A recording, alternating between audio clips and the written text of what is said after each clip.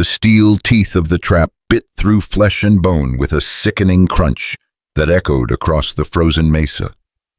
Jonah Pike's hands trembled as he stared at what he'd caught, not an animal but a young Apache woman, her dark eyes blazing with terror and defiance, even as blood pooled beneath her mangled ankle.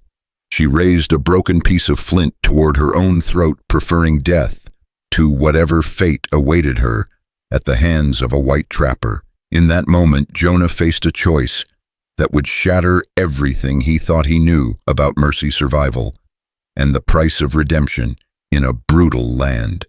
Hey folks, if you're watching this story unfold, drop a comment below with your city. I'd love to see how far these tales travel. Now settle in, because what happened next changed 2 lives forever. The February wind cut through high mesa like a blade forged from ice and malice. Jonah Pike moved through the pre-dawn darkness with the practiced silence of a man who'd learned that noise meant death, first in the war, then in these unforgiving mountains. His breath crystallized in small clouds as he checked his trapline boots crunching through the fresh snow that had fallen overnight. 20 years he'd been working these ridges. 20 years since Shiloh had torn something loose inside him that never quite settled back into place. The scar that ran from his left temple to his jaw pulled tight in the cold, a permanent reminder of the day his unit had been overrun, the day he'd learned that mercy was a luxury the world couldn't afford. The first 3 traps were empty, their steel jaws gaping like hungry mouths against the white. The 4th held a rabbit frozen solid. He reset them all with mechanical precision, his mind already calculating pelts against supplies, weighing another month of isolation against the dwindling stores in his cabin. Then he heard a sound that didn't belong. Not the clean snap of a trap-catching game, but something wetter, more desperate. A keening that might have been wind through the rocks, if not for the distinctly human quality of its pain. Jonah's hand went to the Colt at his hip, a reflex carved deep as grain in old wood. He moved toward the sound, each step deliberate, eyes scanning the blue-gray landscape for movement. The 5th trap lay just beyond a cluster of juniper, in a narrow draw he'd been working for elk. What he saw there stopped him cold. The woman couldn't have been more than 25, her dark hair tangled with pine needles and snow. The trap had caught her just above the ankle, its teeth buried deep in flesh and possibly bone. Blood had pooled and frozen in crystalline patterns around her leg, and her skin had taken on the waxy pallor that preceded death in these temperatures. But her eyes, black as obsidian and twice as sharp, were very much alive. They tracked his movement with the focused intensity of a wounded predator, and in her right hand she clutched a piece of broken flint, its edge pressed against the pulse point of her throat. "Easy," Jonah heard himself say, though he wasn't sure if he was talking to her or to himself. His mind raced through calculations. Apache, by the look of her, the geometric patterns on what remained of her torn dress, the particular way her hair was bound.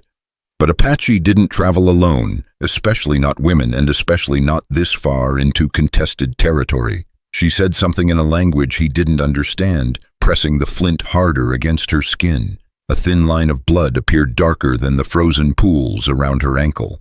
"I'm not going to hurt you," Jonah said, keeping his voice low, steady. He raised his hands, showing empty palms, though he knew the gesture might mean nothing to her, or worse, might mean something entirely different. The woman's eyes narrowed. She spoke again, and this time he caught a word that might have been Spanish, or might have been something else entirely. Her free hand clutched at her trapped ankle fingers, already showing the telltale white of frostbite. Jonah knew he had seconds, maybe less. The cold was a killer as certain as any bullet, and she'd already lost too much blood. But moving toward her might trigger that flint against her throat, and he'd seen enough death to recognize the resolve in her eyes. This wasn't desperation, this was decision. "Listen," he said, taking one careful step forward. "You're going to die if you stay here. Not from me, from the cold. Let me help." She laughed or made a sound that might have been laughter if it hadn't been so bitter. Her grip on the flint loosened for just a moment, and in that instant Jonah saw her eyes roll back, her body beginning to slump. He moved then fast, as thought catching her wrist as she fell forward. The flint tumbled into the snow, and her weight, slight as it was, nearly pulled him down. This close, he could see the bruises on her arms, older than the trap injury. Someone had held her, forced her. The torn dress told its own story. "Christ," Jonah muttered, shrugging out of his coat. He wrapped it around her, then turned his attention to the trap. The mechanism was simple enough. He'd set it himself 3 days ago, but her ankle was swollen around the metal teeth, flesh torn and bleeding fresh as he worked to release the spring. The snap of the trap opening coincided with her eyes flying open. She screamed a raw sound that echoed off the canyon walls, and her fist connected with his jaw hard enough to snap his head back. "Easy!" He caught her wrists as she swung again. "I'm trying to help." She fought him with a fury that belied her condition, twisting and striking until exhaustion dropped her back into the snow. Her chest heaved with effort, and fresh blood seeped from her ankle. Jonah made a decision that went against every instinct 20 years of survival had taught him. He pulled his knife, noting how her eyes tracked the blade, and very deliberately used it to cut a strip from his own shirt. "For the bleeding," he said, gesturing to her ankle. She watched him wrap the wound, her body tense as a drawn bowstring. When he lifted her, she weighed almost nothing, bird bones and determination. She didn't fight, but he felt her reaching for something, probably another weapon hidden in the folds of her dress. The mile back to his cabin felt like 10. She drifted in and out of consciousness, muttering in at least 3 languages, none of which he spoke fluently. Once clear as mountain water, she said in English, "Don't turn me in." The words hit him like cold water. She spoke English, understood everything he'd been saying. His cabin sat in a hollow between 2 ridges built from logs he'd cut and hauled himself. Smoke still rose from the chimney he'd banked the fire before leaving. He shouldered the door open, grateful for the wave of warmth that met them. "I'm going to put you down," he said, moving toward the narrow bed in the corner. It was barely more than a cot, but it was the only soft surface in the sparse room. She gripped his shirt. "No. You need care." The word came out forcefully despite her weakness. Care. He set her in the rough wooden chair by the fire instead, understanding flooding through him. The bed would make her vulnerable, trapped. The chair kept her upright, able to fight or flee. Jonah busied himself stoking the fire, heating water, gathering what medical supplies he had. Precious little, but it would have to do. She watched every movement, and he was acutely aware of how he must appear to her. A scarred white man with blood on his hands, alone in an isolated cabin. "I need to clean the wound properly," he said, setting a basin of warm water near her chair. "The trap was... it was mine. I'm sorry." Something shifted in her expression, not softness exactly, but a reassessment. "Trapping what? Elk, sometimes deer." He knelt by her chair, careful to move slowly. "Never people." "I'm not people to most," she said, and there was a weight to the words that suggested she'd tested this truth too many times. He looked up at her face, meeting those dark eyes directly. "You're people to me." She studied him for a long moment, then slowly extended her injured leg. "It needs cleaning." The wound was worse than he'd thought. The trap had bitten deep, possibly nicking bone. Infection would kill her as surely as the cold if he didn't clean it properly. He worked in silence, aware of her fingernails digging into the chair arms every time he touched the wound. "What's your name?" he asked, trying to distract her as he worked. Silence. "I'm Jonah, Jonah Pike." More silence. "You said not to turn you in. Turn you in to who?" Her jaw tightened. "Men who think they own what they can catch." The words hung between them like smoke. Jonah finished wrapping her ankle with the last of his clean cloth, then sat back on his heels. "No one owns anything in these mountains except the mountains themselves." She almost smiled at that. Almost. Pretty words. You live alone. Yes. Why? He touched the scar on his face, an unconscious gesture. Same reason you were running through my trapline in torn clothes and no shoes, I expect. World's got too many people who think they can take what they want. This time she did smile, though it held no warmth. And you don't take, not anymore. She leaned back in the chair, exhaustion finally winning over vigilance. I need water. He fetched a cup, watched her drink slowly, carefully, like someone who'd learned not to trust even basic kindnesses. When she finished, she set the cup aside and closed her eyes.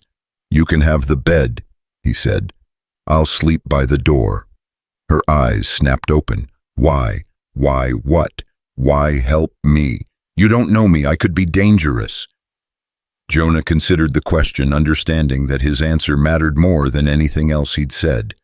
Because 20 years ago, someone should have helped me when I needed it. No one did. Been trying to balance that ledger ever since. She was quiet for so long he thought she'd fallen asleep. Then so soft, he almost missed it. Ayla. My name is Ayla. He nodded, accepting the gift of trust for what it was. Rest now, Ayla. You're safe. No one's safe, she murmured, but her eyes were already closing. Jonah spread his bedroll by the door, checking that his rifle was within reach. Outside, the wind had picked up howling through the canyon like a living thing. He'd lived through enough winters to read the signs a storm was coming, probably 3 days of solid snow that would make the trails impassable. 3 days minimum before anyone could come looking. He dozed fitfully, starting awake every time Ayla shifted in the chair. Around midnight, he heard her moving and cracked one eye open to watch her test her weight on the injured ankle. She gasped, nearly fell, and he was halfway to his feet before she waved him back. Just checking, she said through gritted teeth. Checking what, if I can run? You can't. I know that now. She lowered herself back into the chair, face pale with pain. How long before it heals? Week, maybe 2 if you're lucky. Longer if infection sets in. She was quiet for a moment. They'll come before then. But she'd already closed her eyes again, retreating into whatever private hell she carried. The next morning brought the storm as predicted. Snow fell in thick curtains, obscuring everything beyond the window. Jonah made coffee, the last of his good beans, and was surprised when Ayla accepted a cup. You speak English well, he observed. Mission school, she said flatly. Until I was 14. What happened at 14? Her dark eyes found his over the rim of the cup. I learned that knowing their language doesn't make you one of them. He had no answer for that, so he busied himself with breakfast salt pork and the last of his biscuits. She ate mechanically, like someone fueling a body for survival rather than pleasure. I need to check your ankle again, he said when they'd finished. She nodded, extending her leg with slightly less hesitation than before. The swelling had gone down some, but angry red streaks were beginning to spread from the wound. Infection's starting, he said. I have some whiskey. It'll hurt like hell, but do it. He fetched the bottle, noticed her eyeing it with something between fear and recognition. You want some to drink first? No, that's how it starts. That's always how it starts. He didn't ask what it was. Instead, he poured the alcohol directly onto the wound. She didn't scream, but her knuckles went white on the chair arms, and a sheen of sweat broke out across her forehead. You've had worse, he said. It wasn't a question. Everyone's had worse. That's how you know you're alive. That's a dark way to see it. Show me a bright way that's true. He rewrapped the ankle, noting that she'd stopped flinching when he touched her. Progress, maybe, or just exhaustion. You never said who's following you. Men with papers that say they own me. Slavery's been over for not slavery. She cut him off.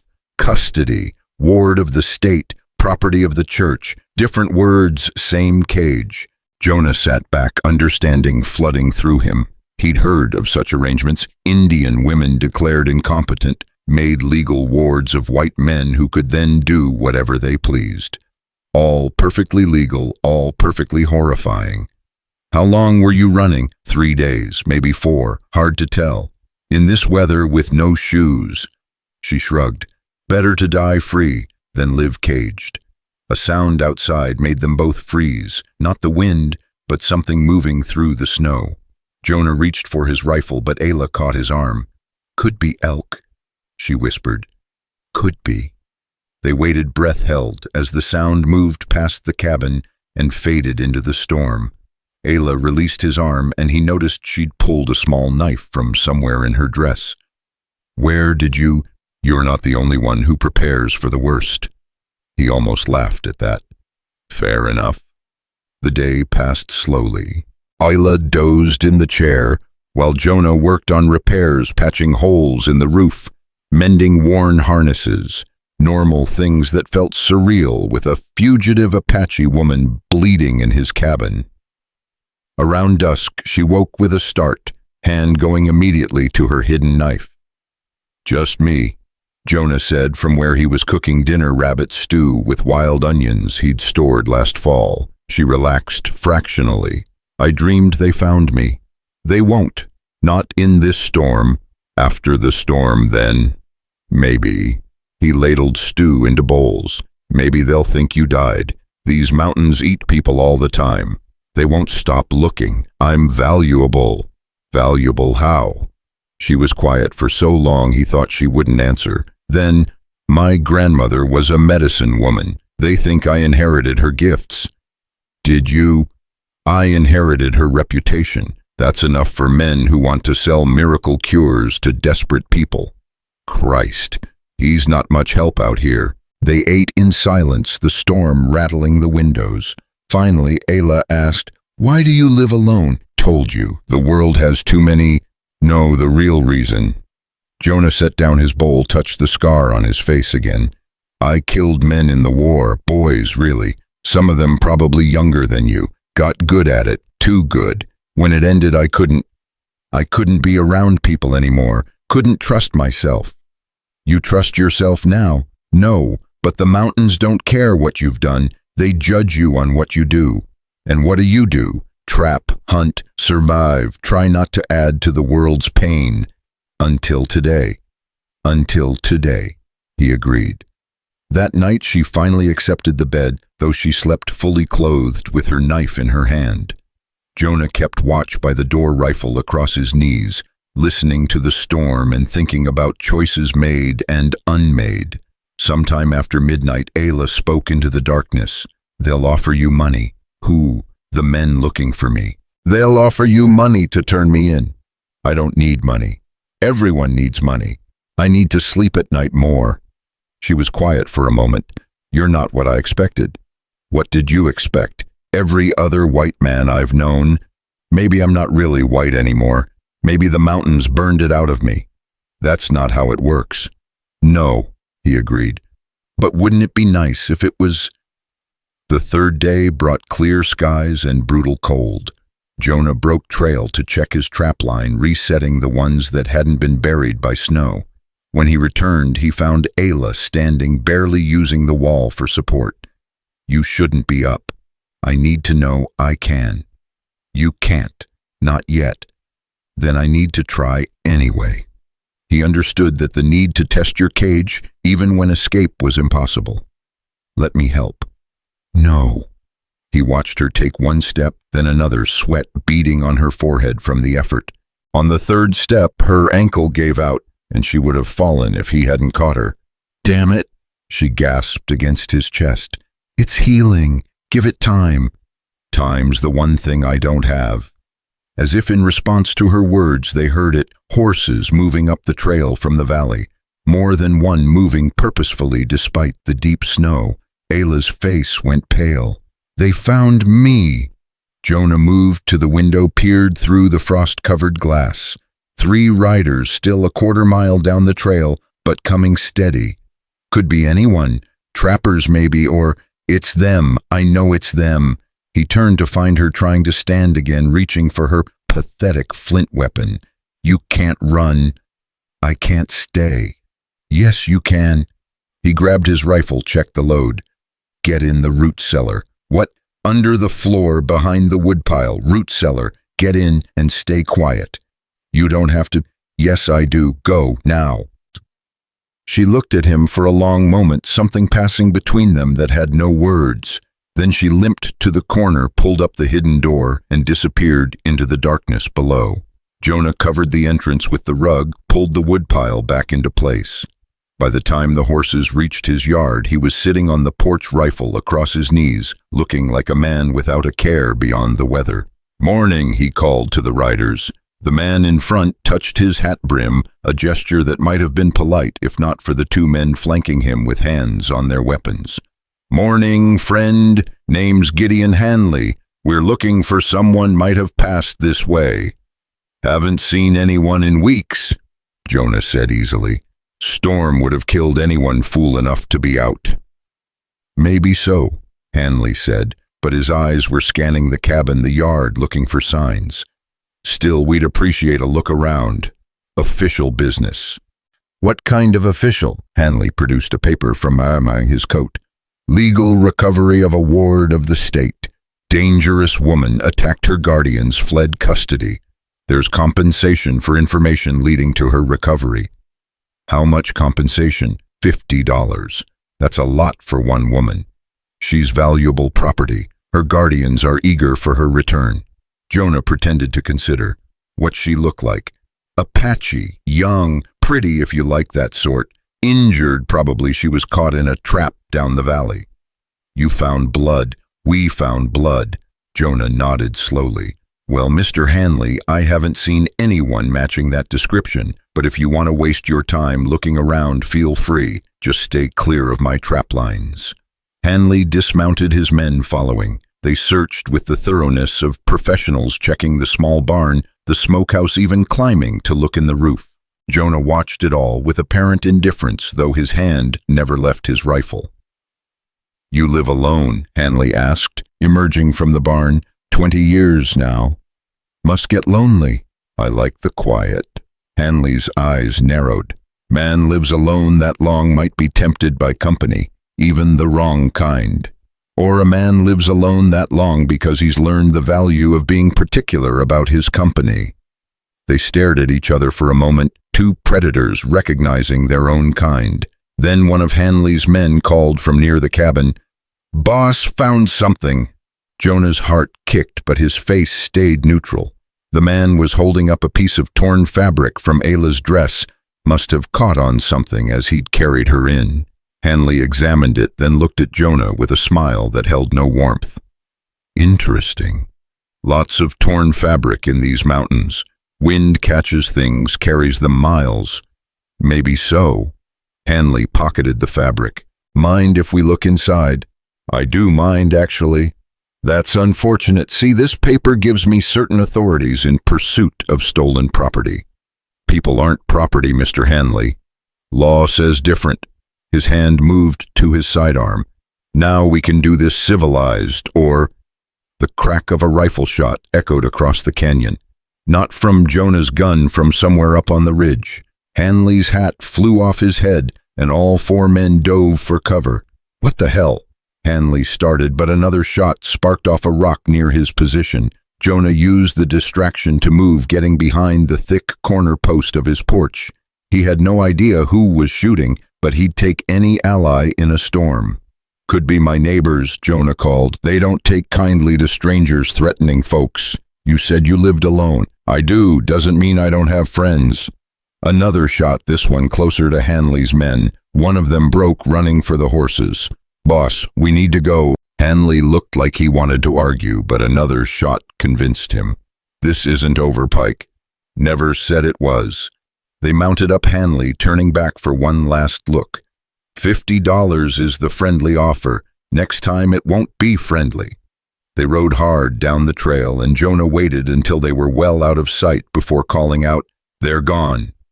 A figure emerged from the rocks up the ridge, not Ayla, but an older Apache man with a rifle. He made his way down slowly, favoring his left leg. "Joseph Whitehawk," Jonah said, recognizing him. "Been a while." "3 winters." Joseph looked toward the cabin. "She's still alive." "How did you tracks? Blood trail. My granddaughter shouldn't be this far north." Joseph's weathered face was unreadable. "You helped her." "Anyone would have." No, they wouldn't. Joseph shouldered his rifle. Those men will be back. More of them. I know. You could turn her in, take the money, save yourself trouble. Could. But you won't? No. Joseph studied him for a long moment. Why? Jonah thought about all the complicated answers he could give. Instead, he said simply, because she trusts me not to. Joseph nodded slowly. Trust is dangerous in these mountains. Everything's dangerous in these mountains. True. Joseph started walking toward the cabin. She in the root cellar. How did you? Same place I'd hide someone. He paused at the door. The one who calls himself Hanley, he's worse than he seems. Has papers that make everything legal. Sells women to men who want medicine or other things. Sells them. Legal guardian can enter any contract on behalf of their ward. Very profitable if you have no soul. Jonah felt something cold and sharp crystallize in his chest. Over my dead body. That's their plan, I expect. Joseph opened the door. Granddaughter, you can come out now. Ayla's voice came muffled from below. Grandfather. She emerged slowly, knife still in hand, eyes wide with shock. How? Your grandmother sent me, said you were being foolish. She was right, as always. I couldn't stay. They wanted to. I know what they wanted. Joseph's voice was gentle now. But running alone in winter, that's not brave, child. That's just another kind of surrender. Ayla's shoulders sagged. I didn't know where else to go. Here, apparently. Joseph looked around the spare cabin. Could be worse. They'll come back, Ayla said, with more men. Maybe the sheriff. Sheriff Tate's not a bad man, Jonah said. Just a practical one. Practical men are dangerous when the law's on the wrong side, Joseph observed.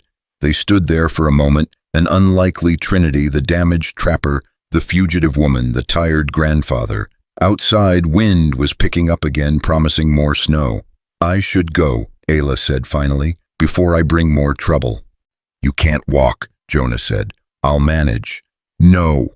The word came out harder than he intended. You'll stay until you're healed. And then we'll figure out then. Joseph made a sound that might have been approval. I'll watch the ridges for a few days. But Pike, they won't wait long. Men like Hanley, they see defiance as theft. You've stolen what they think is theirs. Let them think it. Dangerous thinking.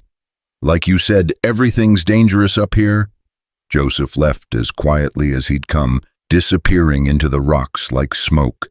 Ayla stood awkwardly in the middle of the cabin, weight off her injured ankle.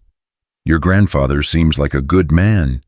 He is, which is why I didn't go to him. They'd destroy the whole village to get me back. But they won't destroy one lonely trapper. She looked at him with those dark eyes that seemed to hold entire histories. One lonely trapper chose this. My people didn't. Neither did you. No, but I chose to run. I chose to spring your trap. I chose to trust you. She limped to the chair, sitting heavily, starting to think I chose wrong. Why? Because now I care what happens to you. The words hung between them like morning mist, tangible, but impossible to grasp. Jonah busied himself building up the fire, aware of her watching him. Tell me about the war, she said suddenly. Why? Because you move like someone who's killed. I want to know if you enjoyed it. He stopped a log halfway to the fire. That's a hell of a question. It's the only question that matters. He put the log on the fire, watched the sparks rise. At first I thought it was righteous, fighting for something. Then it was just survival. By the end, he touched his scar. By the end I was good at it, very good. And part of me, a part I try to keep buried, did enjoy it, the simplicity of it. Kill or die, no complications. Is that why you live alone? Yeah. Afraid you'll kill again. Afraid I'll want to. She was quiet for a long moment. I've never killed anyone. Good. But I would, to stay free, to protect someone I... She stopped, looked away. I would. It changes you. Everything changes you. Living changes you. The question is whether you get to choose the changes.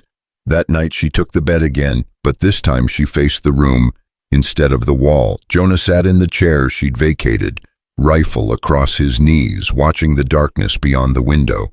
"You don't have to stay up," she said. "Yes, I do."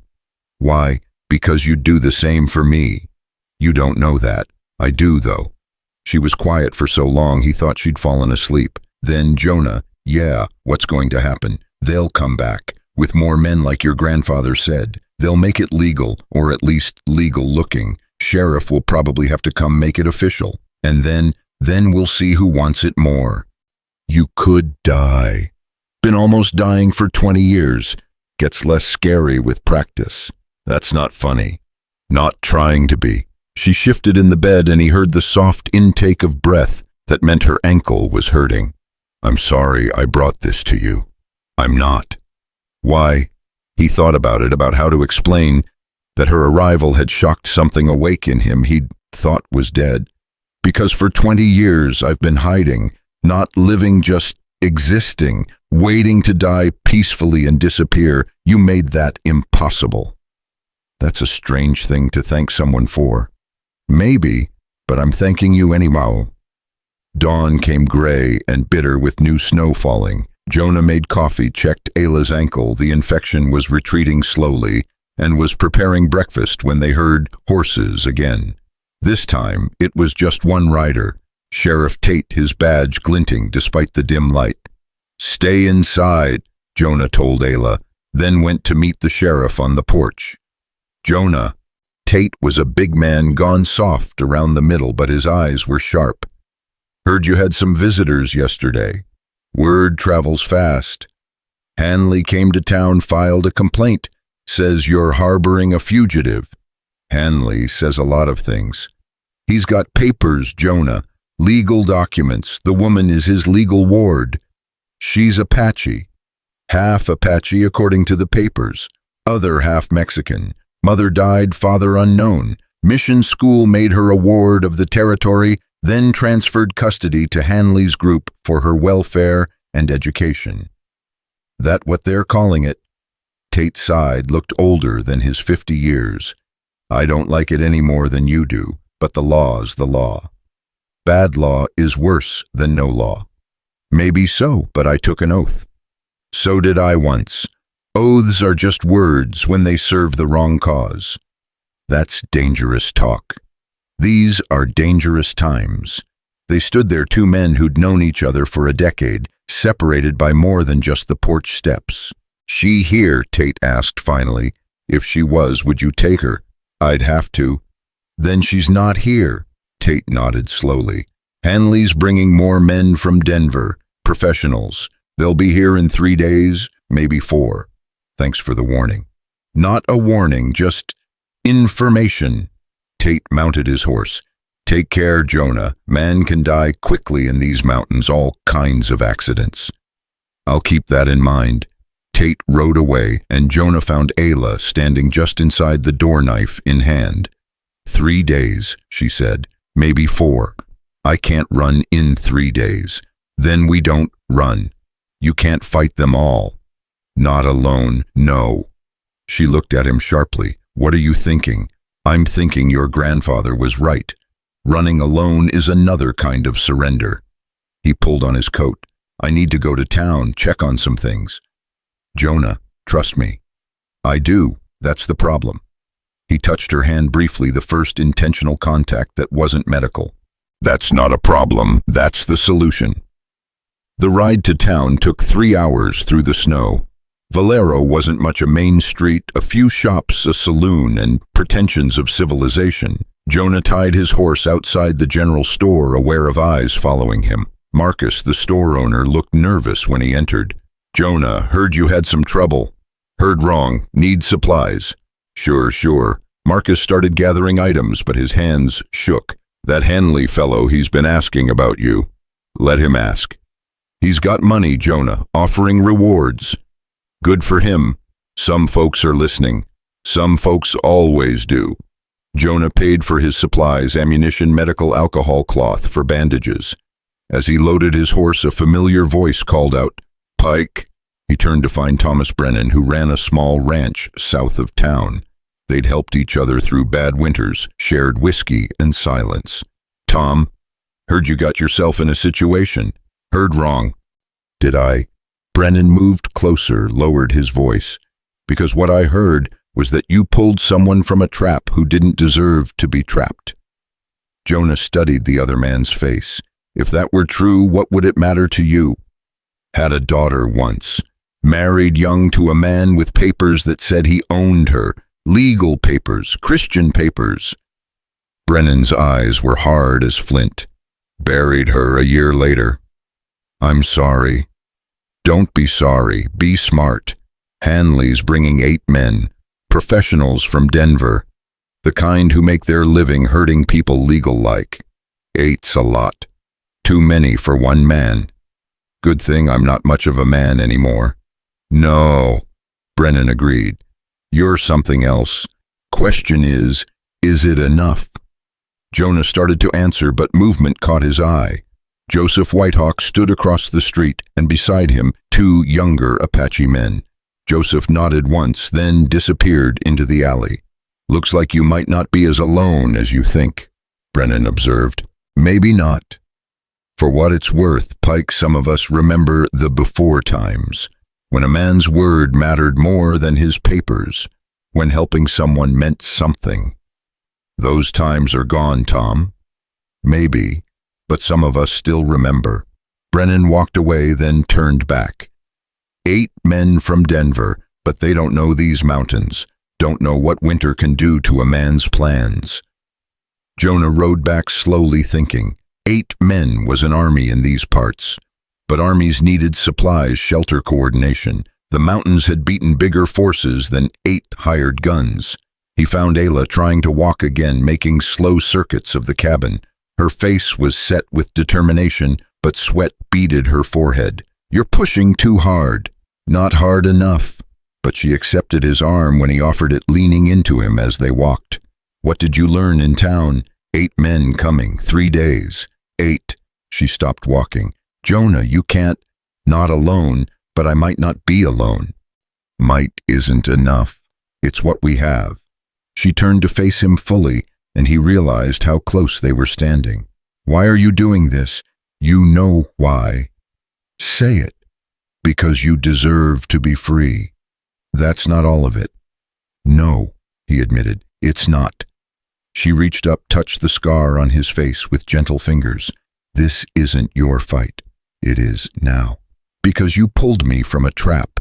Because I want to keep pulling you from traps. All of them. Forever." The words surprised him as much as her. She stood very still, hand still on his face. "You don't know me," she whispered. "I know enough. I could be lying about everything. You're not." "How do you know?" "Because liars don't look at freedom the way you do, like it's worth dying for." She kissed him, then sudden and fierce, and he tasted desperation and hope in equal measure. When she pulled back, her eyes were bright with unked tears. "Don't die for me, Jonah Pike." "Wasn't planning on it." "Plan harder." That night she shared his bed, not for anything more than warmth and the comfort of another heartbeat in the darkness. She curled against his chest, careful of her ankle, and he held her like she might disappear with the dawn. "Tell me about after," she said. "After what?" "After we survive this. Tell me what happens." "We build another room on the cabin, plant a garden, maybe run some cattle in the lower valley. That's all. Watch sunsets, make love, have arguments about nothing, grow old. Together. Together. That's a good dream." "It's not a dream, it's a plan. Plans fail. Not this one." She was quiet for a moment. "I can't have children. What the mission doctors did, I can't." "Good, kids would scare the elk." She laughed soft against his chest. "You're a strange man. You're just figuring that out." "No, but I'm starting to like it." Morning brought Joseph back this time with 5 men. They gathered in Jonah's yard, a war council of the desperate and determined. "They'll come from the south," Joseph said. "Only trail wide enough for that many horses. Unless they split up," one of the younger men suggested. They might, but Hanley strikes me as the type who likes to overwhelm rather than strategize. We could hit them on the trail, another said. Ambush. Could, Jonah agreed. But killing them makes us the criminals, changes the story. What do you suggest? Joseph asked. Make them come to us. Make them make the first move. And make sure they don't leave with what they came for. You're talking about a siege.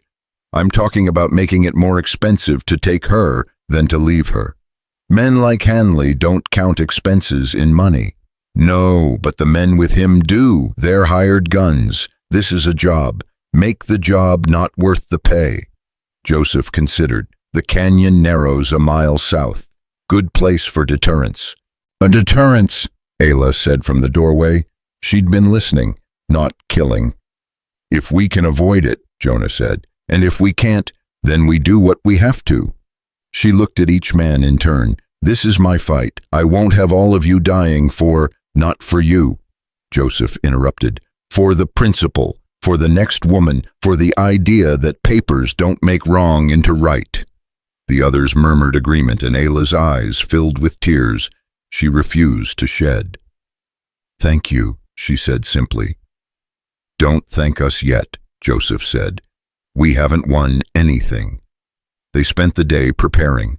Jonah and two of the Apache men worked on fortifying the cabin boarding windows, creating firing positions. Joseph and the others scouted the approach, setting up positions that would make any attack costly.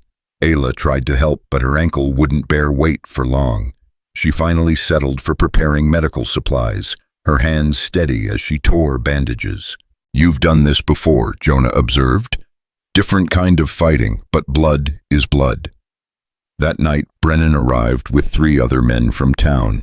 Not here to fight, he said quickly, but thought you should know Hanley tried to hire us, offered good money to help take the woman. And we told him we don't hunt people. Brennan handed over a bag of ammunition. But if someone were to attack our neighbor, well, we'd have to respond. Appreciate that, Tom. Don't thank me. Thank my memory of a daughter who deserved better. After they left, Jonah found himself alone with Ayla on the porch. The stars were brilliant in the cold, clear sky. It's beautiful, she said. The mountains usually are when they're not trying to kill you. I meant this. People choosing to help. I'd forgotten it was possible. Most people want to do right. They just need permission sometimes. Or example. I'm no example. You are to me. They stood close, sharing warmth. Finally, Ayla asked, what if we lose? We won't. But if we do, then I die knowing I finally did something worth dying for. Living is worth more. Not all living, not the kind I was doing before. She took his hand. Promise me something. What? If it goes bad, if they're winning, don't let them take me alive. Ayla, promise me. He turned her to face him, saw the iron resolve in her eyes. It won't come to that. Promise anyway. I promise, but it won't come to that.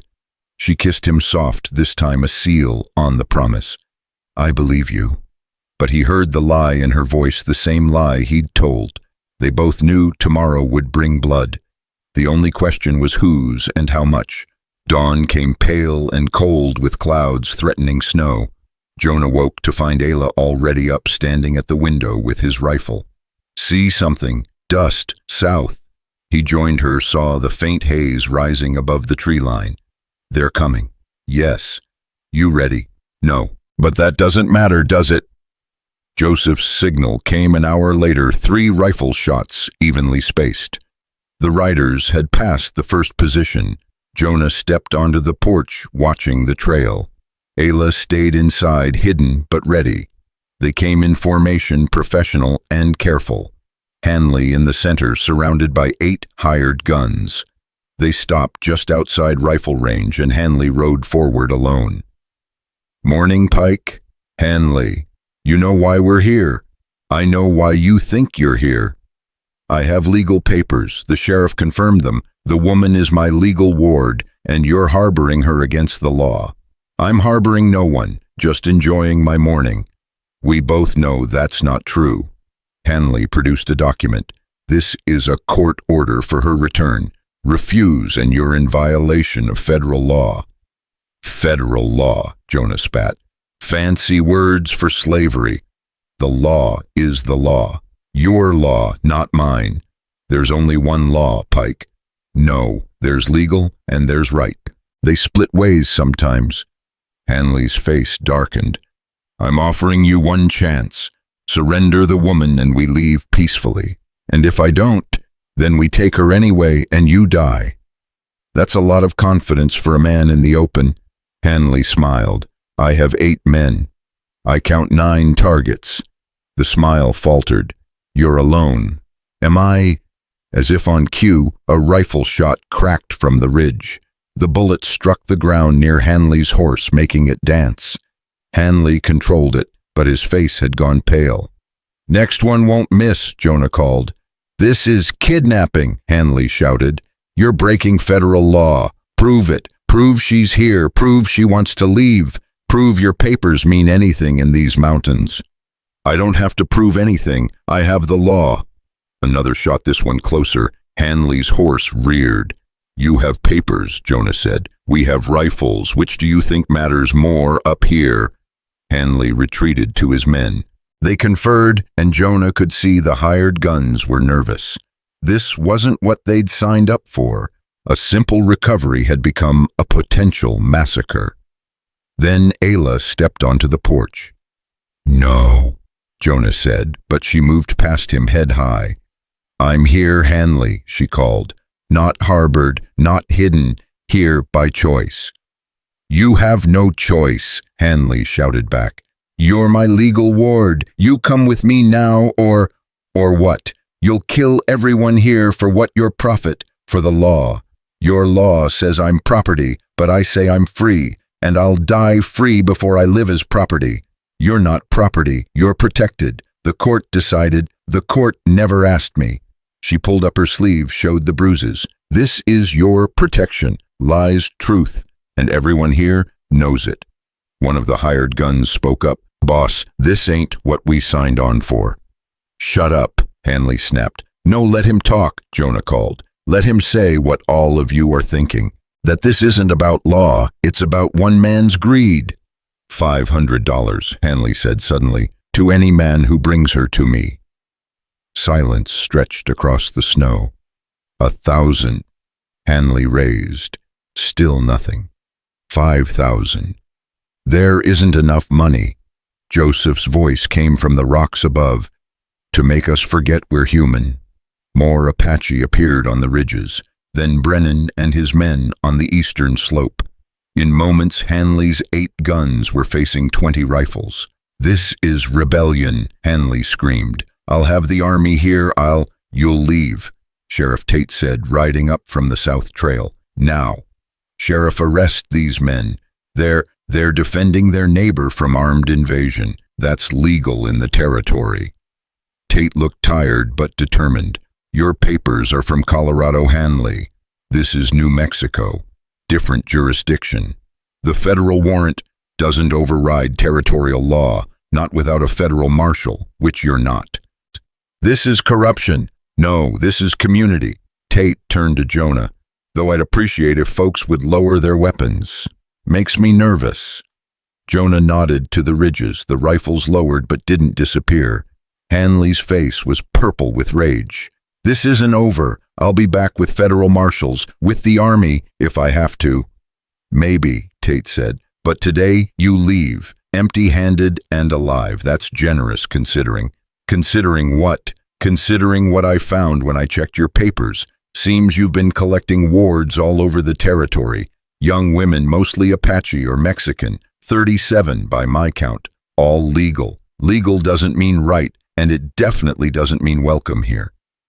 Hanley looked at each face, Jonah, Ayla, Tate, the men on the ridges. You're all going to hang for this. Maybe, Jonah said, but you'll leave now or you'll never leave at all. For a moment, violence hung in the air like smoke. Then one of the hired guns holstered his weapon. Not worth dying for, boss. Others followed suit. Hanley sat alone in his rage, isolated by his own men's judgment. This isn't over, he said again, but it sounded more like pleading than threat. Yes, it is, Ayla said, because if you come back, if you send others, if you so much as whisper my name in your sleep, I'll find you. And unlike these good men, I don't care about the law. I care about justice. And justice says you've hurt your last woman. Something in her voice, in her eyes, made Hanley pull back. He turned his horse and his men followed, eager to be away from what had become a trap of their own making. They watched until the riders disappeared into the trees. Then slowly the men on the ridges began to disperse. Joseph approached, his weathered face showing rare approval. "It's not over," he said. "Men like that don't give up." "No," Jonah agreed, "but he'll think twice, and 3 times, and maybe that's enough." "Maybe." Joseph looked at Ayla. "You sure about this man, this place?" "I'm sure about the choice being mine." "That's enough then." He touched her shoulder gently. "Your grandmother will want to see you. Soon, when I can walk the whole way." Joseph nodded, understanding more than was said. He and his men left quietly, shadows returning to shadow. Sheriff Tate was last to go. "Jonah, you know I can't protect you if federal marshals actually come." "I know. But between you and me, it'll take months for Hanley to get that kind of attention, if he can at all. Government's got bigger problems than one woman choosing where to live." "Appreciate the insight, Sheriff." "Don't thank me. I wasn't here." He touched his hat to Ayla. "Ma'am, welcome to New Mexico territory." When everyone had gone, Jonah and Ayla stood alone on the porch. The threatened snow had started to fall, gentle flakes that would cover the tracks, the blood, the evidence of what had almost happened. "It's not over," Ayla said. "No, but it started. What started the rest of our lives." She looked up at him, and for the first time since he'd pulled her from the trap, she truly smiled. "That's a big promise. I'm good for it. I believe you." They went inside together, closing the door on the cold and the past and the world that said they couldn't choose each other. The fire was warm, the coffee was hot, and for now, that was enough. Outside, the snow continued to fall, covering everything in clean white silence. The mountains kept their secrets as they always had, and somewhere in those secrets, 2 people who had been broken by the world began the slow, careful work of healing each other. It wouldn't be easy. Hanley might return or send others. The law might change or might not. The world would continue to be cruel and unfair and violent, but for now, in this moment, in this cabin between the ridges, there was peace. There was choice. There was the beginning of something that might, with luck and care and fierce protection, grow into love. The trap that had brought them together lay buried in the snow, its steel jaws forever sprung. And in the warmth of the cabin, 2 survivors began to believe that maybe, just maybe, they could be more than what the world had tried to make them. They could be free, together. The peace lasted exactly 3 days. Jonah woke to the sound of Ayla's sharp intake of breath, her body rigid beside him in the narrow bed. He reached for his rifle before his eyes were fully open, a habit that had saved his life more than once. "What is it?" he whispered. "Listen." At first, he heard nothing beyond the usual mountain sounds whined through pine, the distant crack of ice breaking somewhere up the ridge. Then it came again, subtle but wrong, the deliberate silence of men trying to move quietly through snow. "How many?" Ayla's voice was steady, but he felt the tension in her body. "Can't tell, but they're trying too hard to be quiet." She was already moving, pulling on boots despite the pain in her ankle. "Not Hanley's men. They weren't this careful." "No," Jonah agreed, checking the load in his rifle. "Someone else." A knock at the door, 3 measured raps that somehow managed to sound both polite and threatening. Jonah motioned for Ayla to stay back, then approached the door. "Who is it?" "Federal Marshal James Crawford. I need to speak with Mr. Jonah Pike." Ayla's face went pale. Federal involvement changed everything. Jonah squeezed her hand once, then opened the door. Crawford was nothing like Hanley. Tall, lean, with gray threading through dark hair and eyes that had seen too much and judged most of it harshly. His badge caught the morning light, and two deputies flanked him, hands resting on their sidearms. "Mr. Pike, may we come in?" It wasn't really a question. Jonah stepped aside, noting how Crawford's eyes immediately catalogued everything: the two cups on the table, the small boots by the fire, the way Ayla stood favoring her right leg.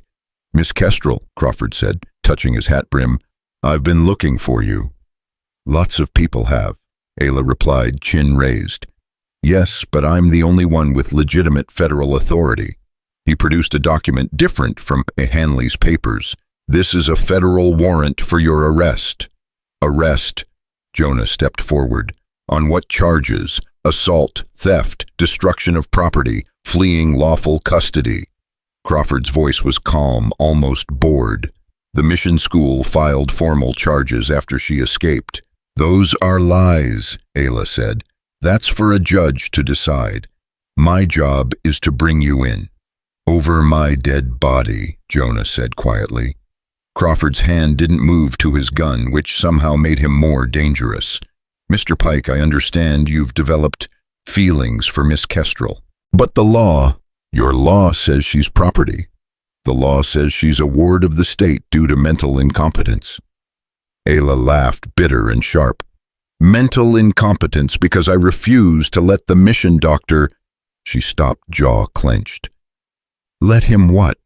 Jonah's voice had gone dangerously soft. Crawford had the grace to look uncomfortable. "The mission's methods aren't my concern. My concern is the warrant." "Your concern," a new voice said from the doorway, "should be leaving while you still can." Joseph Whitehawk stood in the entrance, and behind him, at least a dozen Apache warriors. Crawford's deputies reached for their guns, but Crawford raised a hand. "This is federal business, sir." "This is Apache business," Joseph replied. "She's my granddaughter. The documents say she's half Mexican. The documents lie. Her mother was my daughter, full Apache, which makes this tribal territory issue." Crawford studied Joseph for a long moment. "Even if that's true, the warrant means nothing here. You want to press this, you'll need the army.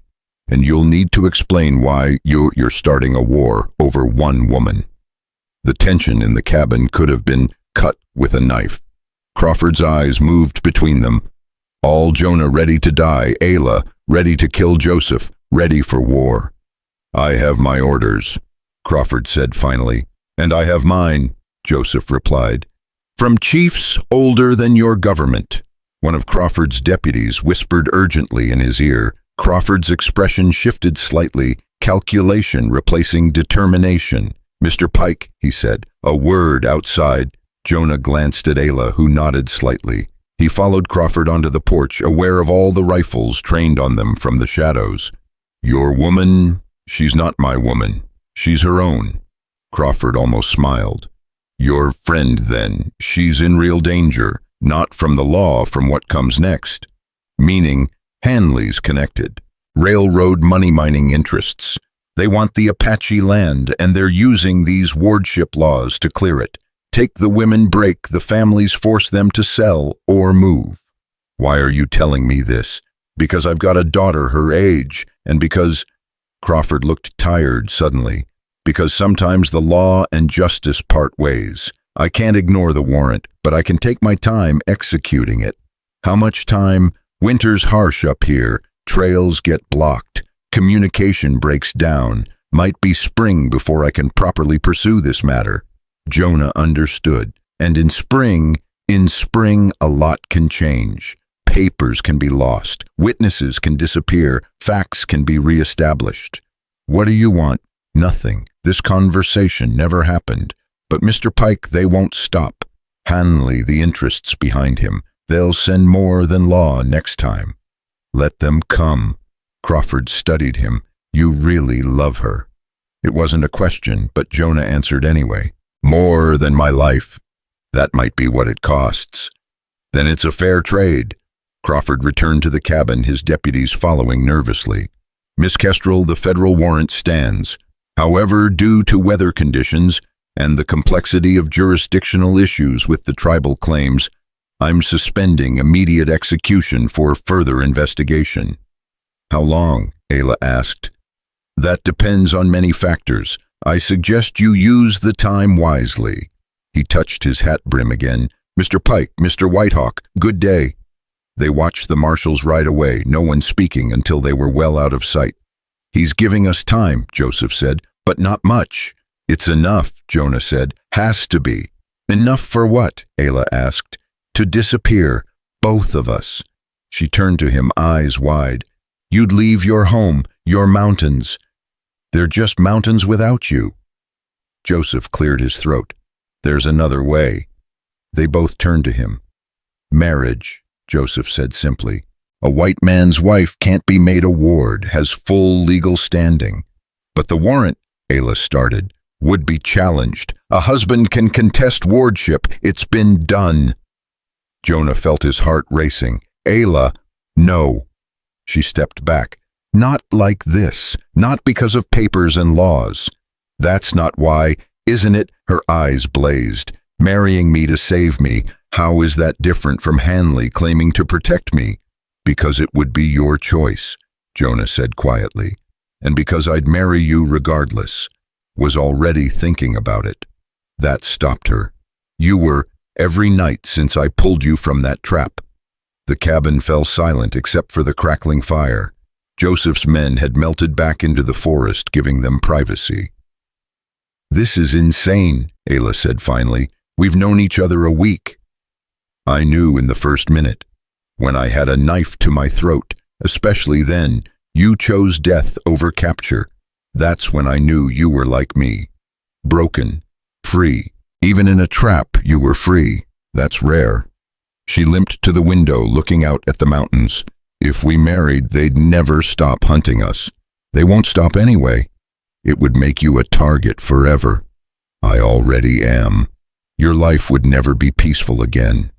My life hasn't been peaceful for 20 years, but now with you, it's alive. She turned to face him, tears streaming down her face. Ask me properly then. Jonah dropped to one knee there in his rough cabin with her grandfather as witness. Ayla Kestrel, will you marry me not to save you, not for papers or laws, but because I can't imagine another dawn without you beside me? You're a fool, Jonah Pike. Is that a yes? Yes. God help us both. Yes. Joseph performed the ceremony that afternoon, blending Apache tradition with enough Christian elements to make it legal in the white world. Brennan and his wife served as witnesses, along with Sheriff Tate, who'd returned when he heard what was happening. This is probably illegal, Tate said, signing the marriage certificate. Probably, Jonah agreed. You backing out? Hell no, just saying. He finished signing with a flourish. Besides, I've been waiting 10 years for you to stop living like a ghost. Ayla wore her grandmother's dress brought by Joseph's wife. The beadwork caught the light like stars, and Jonah forgot how to breathe when he saw her. You clean up nice, she said, touching the fresh shirt Brennan had brought. You're beautiful. I'm trouble. Beautiful trouble. The ceremony itself was simple. Joseph spoke words in Apache that sounded like wind through canyons, then switched to English for the legal parts. When he asked if anyone objected, the loaded rifles of the Apache guards were answer enough. Do you, Jonah Pike, take this woman as your wife to protect and cherish in law and outside it, in peace and in war, until the mountains themselves fall? I do. Do you, Ayla Kestrel, take this man as your husband, to stand beside, to fight alongside, to build a life with against all who would oppose you? I do. Then by the authority of traditions older than any government, and with papers that will confuse the hell out of lawyers, I pronounce you married. Jonah kissed his wife as snow began to fall again, and for a moment the world felt right. The celebration was modest venison stew, wild onion bread, and a jar of whiskey Brennan had been saving. As the sun set, the guests began to leave, each offering quiet congratulations and promises of support. Joseph was last. This doesn't end it, he warned. We know, Jonah said. They'll challenge the marriage, say it's invalid. Let them try. Joseph studied them both, then pulled out a leather pouch. Wedding gift. From your grandmother. Ayla opened it, gasping at the contents, gold coins, at least 20 of them. Grandfather, running money if you need it. He embraced Ayla, whispered something in Apache, then left without looking back. Alone, finally, Jonah and Ayla stood in their cabin, their home now, officially.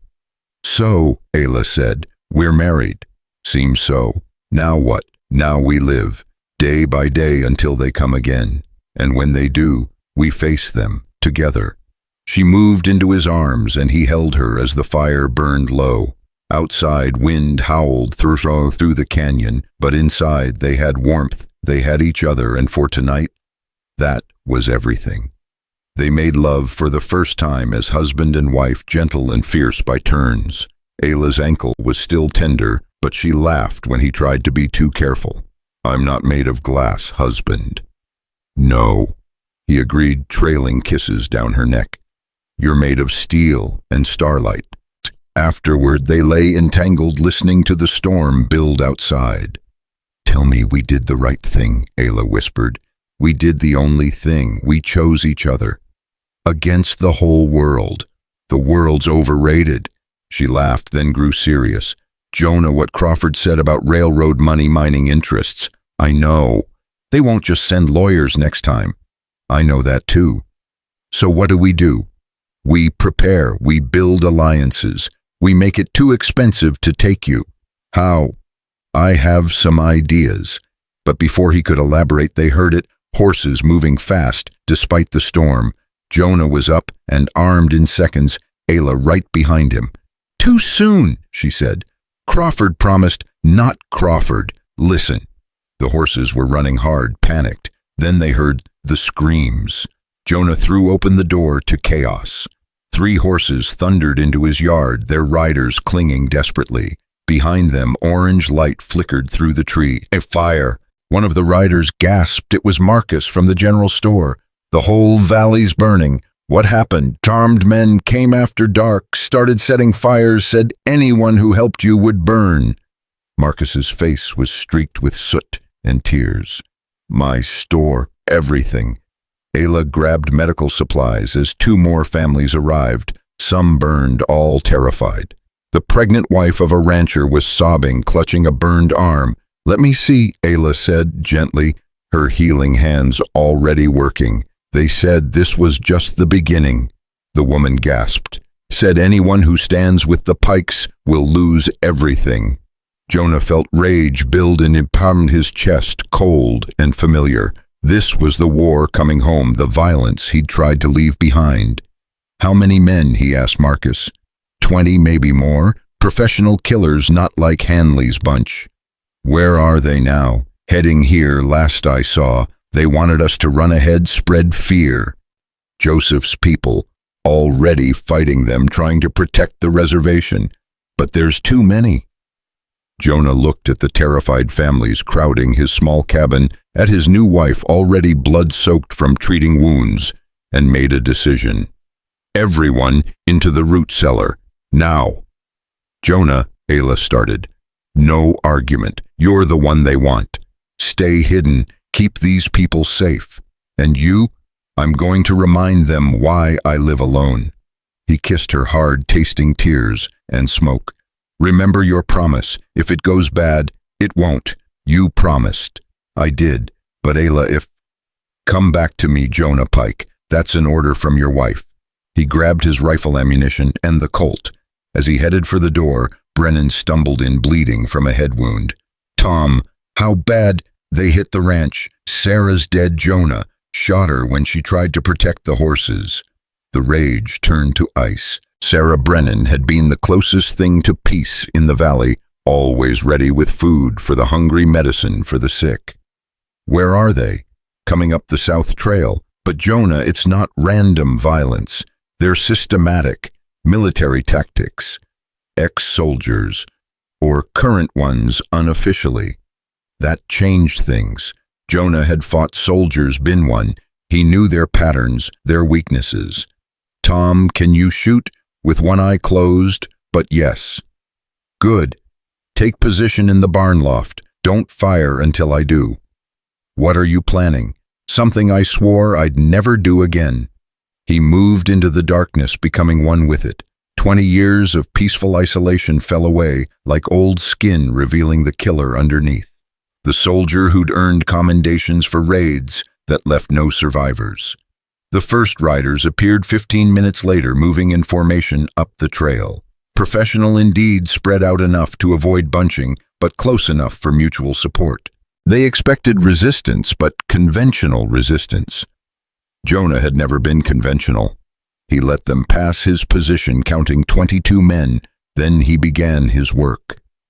The last rider never heard him coming. A hand over the mouth knife between the ribs, body eased from the saddle. The horse, trained well, kept walking. The second to last turned at the wrong moment, saw death coming. His scream was cut short by the knife, but it was enough. The formation wheeled, searching for the threat. Jonah was already gone, moving through the trees like his Apache teachers had shown him decades ago. He came at them from the east rifle, barking twice. 2 men fell before the others could locate him. "There!" someone shouted, but he'd moved again. This was his mountain, his territory. He knew every rock, every shadow, every echo. The attackers had numbers and weapons, but he had home advantage and 2 decades of stored violence. He picked them off one by one, never staying still, using the terrain to multiply himself. To them, it must have seemed like the mountain itself was fighting back. When 8 men were down, the leader called for retreat, but Jonah had anticipated that. The trail they'd need was now blocked. He'd rolled boulders into position days ago, paranoid preparation that now paid off. "Who are you?"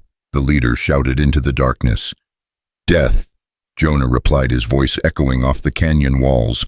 "Impossible to locate. Leave now or feed the mountains." "We have orders." A rifle shot took the hat off his head, precise as a surgeon's cut. "Your orders mean nothing here. This is my land, my wife, my fight. Leave or die. You can't fight us all." "Already have. Count your men." The leader looked around, realizing he'd lost nearly half his force and hadn't even seen the enemy clearly. "This isn't over. It is tonight. Go. Don't come back." But as they turned to leave, one of them spotted the cabin, saw the smoke from the chimney. There, the house. Several riders broke toward it despite their leader's shouts. Jonah cursed, sprinting downhill. He wouldn't reach them in time. Brennan's rifle spoke from the barn, dropping one rider. Then another gun from the cabin itself, Ayla, who was supposed to be hidden, defending their home. The remaining attackers reached the cabin, but before they could dismount, the root cellar door exploded open.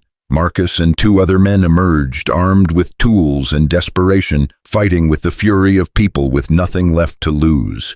It was brutal, chaotic, but brief. When it ended, 3 more attackers were dead, though Marcus was bleeding from a knife wound. "Thought I told you to hide," Jonah said to Ayla, who stood in the doorway with his smoking rifle. "You're not the only one who breaks promises when necessary." The surviving attackers retreated properly this time, carrying their wounded, leaving their dead. 13 bodies in the snow, over half their force. "They'll be back," Brennan said, his dead wife's name a whisper between words. "Not tonight. Maybe not at all." Jonah looked at the burning valley below. This was meant to be overwhelming. It failed. "But the cost," Marcus said, holding his side. "Everything we built can be rebuilt. The dead can't." They spent the rest of the night treating wounds and watching for return. But dawn came quiet, revealing the smoke of destruction. Half the valley had burned. 3 families had lost everything. Sarah Brennan was dead, along with 2 Apache warriors who'd tried to protect the reservation border. Sheriff Tate arrived at mid-morning, looking haggard. "Federal marshals are coming, real ones this time. This made too much noise to ignore." Crawford: "No, his superiors. They're talking about martial law, Jonah. Military occupation. Because we defended ourselves. Because 13 men are dead. Because the valley burned. Because someone very powerful wants your wife, and they're willing to start a war to get her." "Then give them one," Ayla said. Everyone turned to look at her. "I'm tired of running, tired of hiding. They want a war. Let's show them what that means." "Ayla," Jonah started. "No. Sarah Brennan is dead because of me. Those warriors died because of me. How many more before we say enough? This isn't your fault. Fault doesn't matter. Results do. She stood straighter despite her injured ankle. Sheriff, you say someone powerful wants me. Who? Tate hesitated, then pulled out a telegram. Senator Morrison, railroad baron, mining interests, and according to this claims to have papers making him my legal guardian from before Hanley. That's impossible. The mission was funded by Morrison, has been for years. Every Apache girl who went through there, he has papers on. The implications sank in like cold water. This wasn't about one woman. It was about systematic control, legal slavery disguised as guardianship. How many? Ayla asked quietly. 43 currently, more being processed. Where are they? Work camps mostly, some in brothels, all legal. Ayla's face had gone pale, then flushed with rage. And no one stops this. It's all legal, ma'am. Every paper filed properly. Then the law needs to change. That would take what violence, because they already brought that. Death, they brought that too. What exactly are we preserving by being peaceful? Jonah recognized the look in her eyes. It was the same look he'd had after Shiloh, when he'd realized that civilization was just a prettier word for organized brutality. You're talking about war, he said. I'm talking about justice, real justice, not papers. The federal government is 3 weeks away by telegraph. A lot can happen in 3 weeks. Ayla, what are you thinking? She turned to the assembled refugees in their cabin. How many others lost everything last night? 7 families at least, Marcus said. And how many more will lose if Morrison gets his way? Silence. I'm thinking, Ayla said slowly, that if they want to play with papers and laws, we should too. Sheriff, what would it take to challenge Morrison's guardianship claims? A judge, a hearing, evidence of fraud or coercion. And if the mission records were to accidentally burn, Tate's eyes widened. That would be destruction of federal property. Would it, or would it be an unfortunate fire like the ones last night? You're talking about attacking the mission. I'm talking about removing the weapon they're using against us. Jonah pulled her aside. Ayla, this is dangerous thinking. More dangerous than waiting for them to come again, than letting 43 women remain slaves. We don't even know where they are, but Morrison does. And men like Morrison keep records, detailed records. Understanding dawned. You want to go after Morrison directly. I want to end this, not just for me, for all of them. That's not war, that's revolution. Then maybe it's time for one. The mission stood 40 miles north, a collection of adobe buildings that looked peaceful in the morning light. But Jonah knew better than to trust appearances. He lay belly down on the ridge, watching through field glasses as women in gray dresses moved between buildings like ghosts. Guards at the gate, he murmured to Ayla beside him, 2 more by the main building. The records office, she asked. Southeast corner, just like the runaway said. They'd found her 2 days ago, half frozen, babbling about papers and punishment rooms. She'd died before dawn, but not before telling them about Morrison's detailed files on every woman he claimed to own. There, Ayla pointed, the windows barred, but the roof. Adobe won't hold much weight. It'll hold mine. Jonah lowered the glasses to look at his wife. 3 weeks of planning had hardened something in her. The gentle healing hands now checked weapons with lethal efficiency. You sure about this? 43 women, Jonah. 43 souls trapped by papers. Burning the records won't free them. No, but it'll make it harder to track them when they run. She pulled out the rough map they'd drawn. Joseph's people are ready at the work camps. Brennan's group will hit the transport station. We take out the records, the whole system collapses. If we're caught, we won't be. She touched his face. You taught me well. 3 weeks of preparation of turning peaceful valley folk into revolutionaries. The burned families had nothing left to lose. The Apache had everything to gain.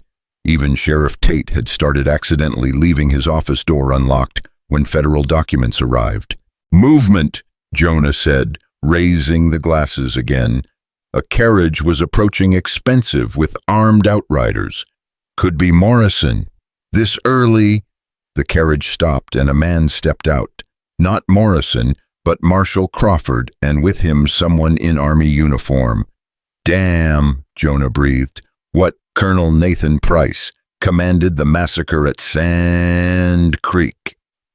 Ayla went rigid. Sand Creek, where soldiers had slaughtered hundreds of Cheyenne and Arapaho, mostly women and children. "He's here." Morrison must have called in favors. Price doesn't leave Denver for anything less than war. They watched Crawford and Price enter the main building. 10 minutes later, women began filing out, lining up in the courtyard. Even from this distance, Jonah could see their fear. "They're sorting them," Ayla whispered, horror in her voice.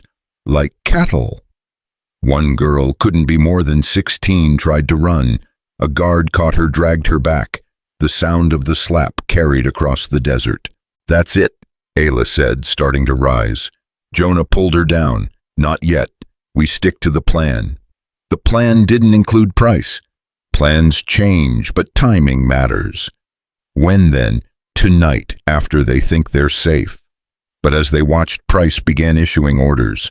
Soldiers, at least 20, started taking defensive positions. "They know," Ayla said. "Maybe, or maybe they're just careful." A rider appeared on the trail below them, moving fast. One of Joseph's warriors, blood on his shirt. "The camps," he gasped when he reached them.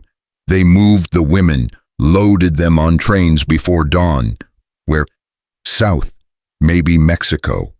Ayla closed her eyes. "We're too late." "No," Jonah said, thinking fast. "This is panic. They're moving assets because they know something's coming. Or because they're about to do something worse." The warrior handed over a blood-stained paper. "Took this off a guard." Jonah read it, his face darkening. "Transfer orders. All wards to be relocated to Morrison's compound in Colorado." "That's outside any jurisdiction that might protect them," Ayla said. "It's a fortress. Once they're there..." Jonah trailed off. "We have to stop the trains." "How? They're already gone." Ayla stood. "Then we take the mission now. Get the records, find out where exactly they're going. In daylight with Price's soldiers. You have a better idea." He didn't. And every minute they waited, 43 women got farther from freedom. "Joseph's men," Jonah asked the warrior. "Ready, waiting for signal. Tell them plans have changed. Hit the mission at sunset. Full assault."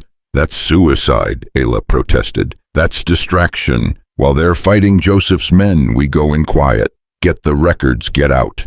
And the women still here. We take them too." The warrior nodded and disappeared. Jonah and Ayla settled into wait, watching the mission's routines, memorizing patterns. As the sun climbed higher, more visitors arrived. Local officials, a judge, even a photographer. "What are they doing?" Ayla wondered. Then they saw it. The women were being photographed, documented, one by one, positioned against a white wall like specimens. "Evidence," Jonah said, understanding. "They're creating legal documentation, making it harder to claim these women don't exist in the system, or they're cataloging property for sale." The thought hung between them like poison. Below, a young Apache woman was forced to remove her traditional dress, put on the gray uniform of the mission. The photographer captured both images. "Before and after," Ayla said, her voice thick with rage. "Savage to civilized. Your people, everyone here, is my people now." As afternoon wore on, they saw Crawford leave, but Price remained. The colonel walked the grounds like he was inspecting troops, occasionally stopping to examine one of the women more closely. "He's choosing," Ayla said suddenly. "What? Look at his pattern. He's selecting specific women, the youngest, the prettiest." Jonah watched more carefully. She was right. Price would gesture and guards would separate those women from the others. "Special transport," Jonah guessed. Morrison must have buyers already lined up. We can't let that happen. We won't. But even as he said it, Jonah knew they were outnumbered, outgunned. This wasn't a trap line in the mountains where he could use terrain. This was open ground with trained soldiers. I have an idea, Ayla said, but you won't like it. Try me. I go in voluntarily, surrender myself. Absolutely not. Listen, I'm what Morrison wants most. I surrender, create chaos. You get the records while they're focused on me. They'll never let you go again. Then you'd better be fast. Before he could argue further, she was moving, sliding down the ridge toward the mission. Jonah cursed and followed, but she had a head start and desperation's speed. She walked directly to the main gate, hands visible but near her hidden knives. I'm Ayla Kestrel Pike. I understand Senator Morrison wants to see me. The guards nearly tripped over themselves. One ran for Price while the other kept a rifle on her. Jonah circled wide, using scattered brush for cover, getting closer to the records building. Price emerged, his scarred face showing satisfaction. Mrs. Pike, how unexpected. I'm tired of running, Colonel. If there's a legal way to end this, I want to hear it. Legal? My dear, you're already legally Morrison's property. Your marriage is invalid, performed by a non-citizen without proper authority. Then why all the fuss to get me back? Because Morrison values his property, and because you've become symbolic. Of what? Resistance. Other wards have heard about you, started getting ideas. That ends today. He gestured and guards surrounded her. But Ayla didn't resist, playing the broken woman perfectly. As they led her inside, Jonah used the distraction to reach the records building. The lock was simple. These people relied on guards, not mechanisms. Inside files filled every wall, hundreds of them, maybe thousands. This wasn't just about 43 women. This was an empire built on paper slavery. He started with Morrison's section, pulling files, scanning for train routes, destination details. There, Morrison's compound was a former army fort, purchased cheap and converted. The trains would arrive tomorrow night. A scream pierced the air, Ayla's voice. Jonah's hands clenched on the papers. Trust the plan, trust his wife. She was buying him time with her pain. He kept reading, memorizing routes, guard schedules, layout diagrams. Then he found something else: correspondence between Morrison and Price. They weren't just trafficking women, they were selling children. The younger wards were being separated, sent to private schools that were nothing more than grooming houses for wealthy men. Another scream, closer this time. Jonah grabbed what files he could carry and prepared the rest to burn. He'd brought oil for this purpose now, spreading it liberally. As he worked, he heard commotion outside. Joseph's attack had begun early. Gunfire erupted from the western perimeter. Price's soldiers responded as trained, moving to defensive positions, but Joseph's men knew guerrilla warfare. They struck and vanished, struck again from another angle. In the chaos, Jonah saw his chance. He lit the oil and ran files tucked under his arm. The records building exploded into flames behind him, years of careful documentation becoming smoke. But where was Ayla? He found her in the punishment room, Price standing over her with a riding crop. Blood ran from a gash on her forehead, but her eyes remained defiant. Price never saw Jonah coming. The knife went in below the ribs, angled up. A killing stroke delivered with 20 years of suppressed violence. The war's over, Colonel, Jonah whispered as Price fell. You lost. Ayla was already moving, grabbing Price's pistol. Together they fought their way out, gathering the separated women as they went. The mission was chaos fire, spreading guards, fighting Apache warriors, women running in every direction. The trains, Ayla shouted over the noise. We have to stop the trains. They commandeered horses from the mission stable, a dozen women following. As they rode hard south, Jonah shared what he'd learned from the files. Tomorrow night's too late, Ayla said. They'll be at the compound. Not if the tracks aren't there. You want to destroy the railroad. Just enough to stop a train. She smiled, fierce and beautiful. Now you're thinking like a revolutionary. They rode through the night, changing horses at a ranch where Brennan's people had prepared. By dawn, they reached the rail line 20 miles from Morrison's compound. The perfect spot, a bridge over a deep ravine.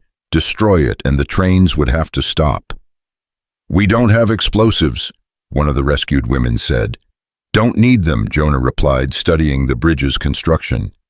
"Fire will do if placed right." They worked through the day, gathering brush, deadwood, anything that would burn. As dusk approached, they heard the distant whistle of an approaching train. "Too early," Ayla said. They moved up the schedule.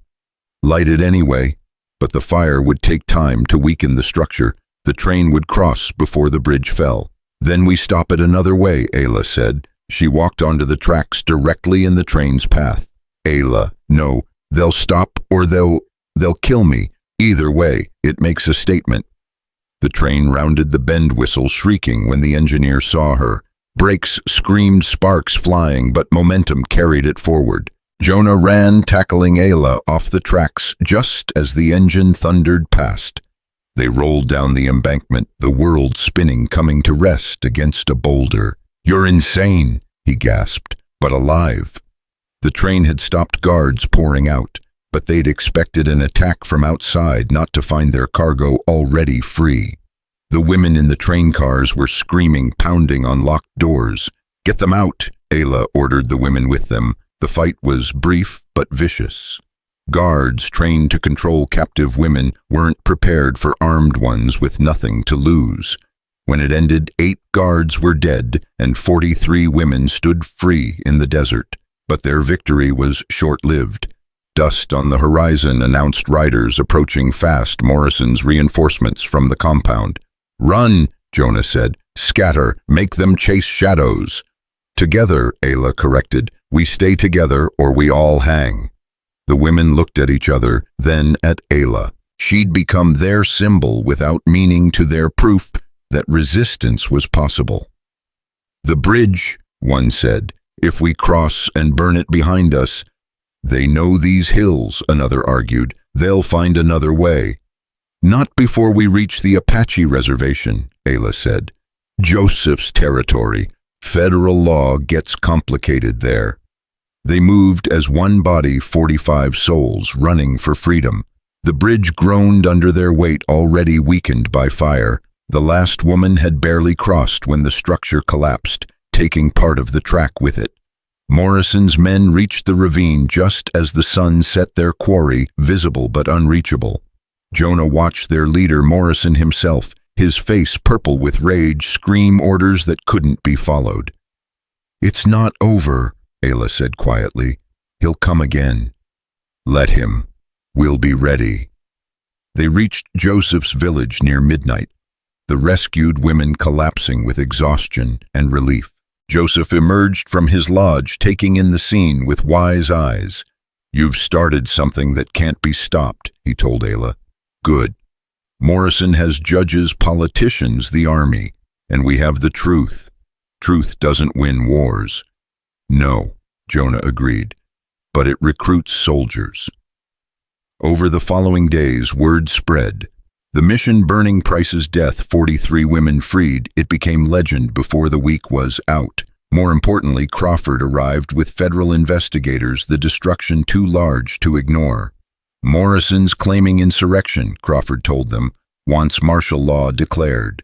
"What do you think?" Jonah asked. "I think Colonel Price died attacking civilians. I think records proving human trafficking conveniently burned. I think Senator Morrison has questions to answer." "That's not enough." "No," Crawford agreed, "but it's a start." He handed Ayla a document. "Your marriage has been validated by federal judge. Morrison's claim is void." And the others, harder to prove without records. But Morrison can't prove his claims either now. So they're in limbo. Free limbo is better than documented slavery. Ayla looked at the rescued women now helping with village work, children playing at their feet. "It's not enough." "It never is," Crawford said, "but it's progress."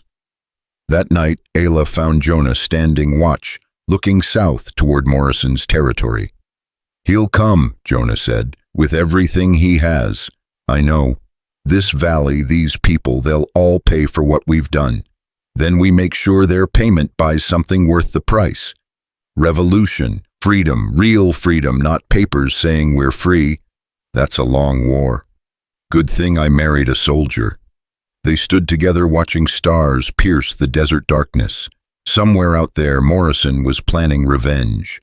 But here tonight, 43 women slept free. "Was it worth it?" Ayla asked. "Your peaceful life for this? You were worth it. The rest is bonus." Sweet talker, warrior woman. She leaned into him. "What happens tomorrow? We prepare, we build, we make ready for whatever comes. And if we lose, then we lose together. But Ayla, look around. Those women, these people, this moment, we've already won something." "What?" "The right to fight. The knowledge that resistance is possible." A sound made them both tense horses approaching fast. But it was Brennan riding hard with news. "Morrison's dead," he gasped. "Shot in Denver. They're saying it was one of his wards, a girl he'd had for 3 years. "Which one?" Ayla asked. "Does it matter? She's dead too, killed herself after, left a note saying she was finally free." They absorbed this in silence. The war had taken a turn none of them expected. "What happens to his holdings?" Jonah asked. "Chaos. His papers, his claims, all in dispute. The federal government seizing assets, investigating everyone involved." "Then we won." "No," Brennan said. "We survived round 1. Morrison had partners, protégés. They'll reorganize, come back smarter." "Then so will we," Ayla said. Over the following weeks, the freed women scattered, some staying with Joseph's people, others heading to Mexico or California, places where their past couldn't follow. Each departure was a victory and a sorrow. Crawford returned one last time. "There's going to be a congressional hearing about the mission system, the wardship laws. They want testimony." "From who?" Ayla asked. "From you, from all of you who'll speak. In Washington. Unless you'd prefer they come here." Jonah saw the trap immediately. "Get Ayla to Washington, she disappears. Another ward lost in the system." "That's one possibility," Crawford agreed. "The other is she tells her story to people who can actually change laws." "Since when do laws protect people like me?" Ayla asked. "Since people like you make them impossible to ignore." They debated through the night. In the end, it was the other women who decided. "Go," they told Ayla. "Speak for us, make them see us as human. And if they don't, then at least you tried with words before we try with bullets." The morning they left for Washington, snow began falling.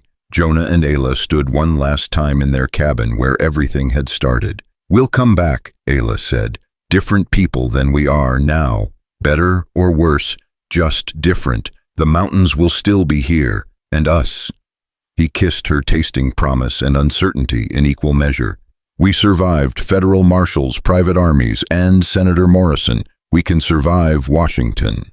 Together, always together." As their coach rolled away from the mountains, Ayla looked back once. The cabin was already disappearing in the snow, becoming memory and legend.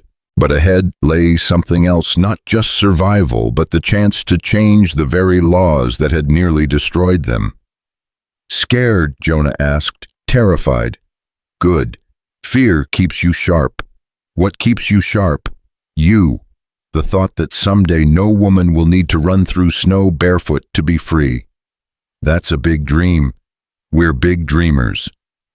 The mountains fell away behind them, but their shadows stretched long, reaching toward a capital that had no idea what was coming. Two people who'd found each other in violence and pain, now carrying 43 stories that demanded justice.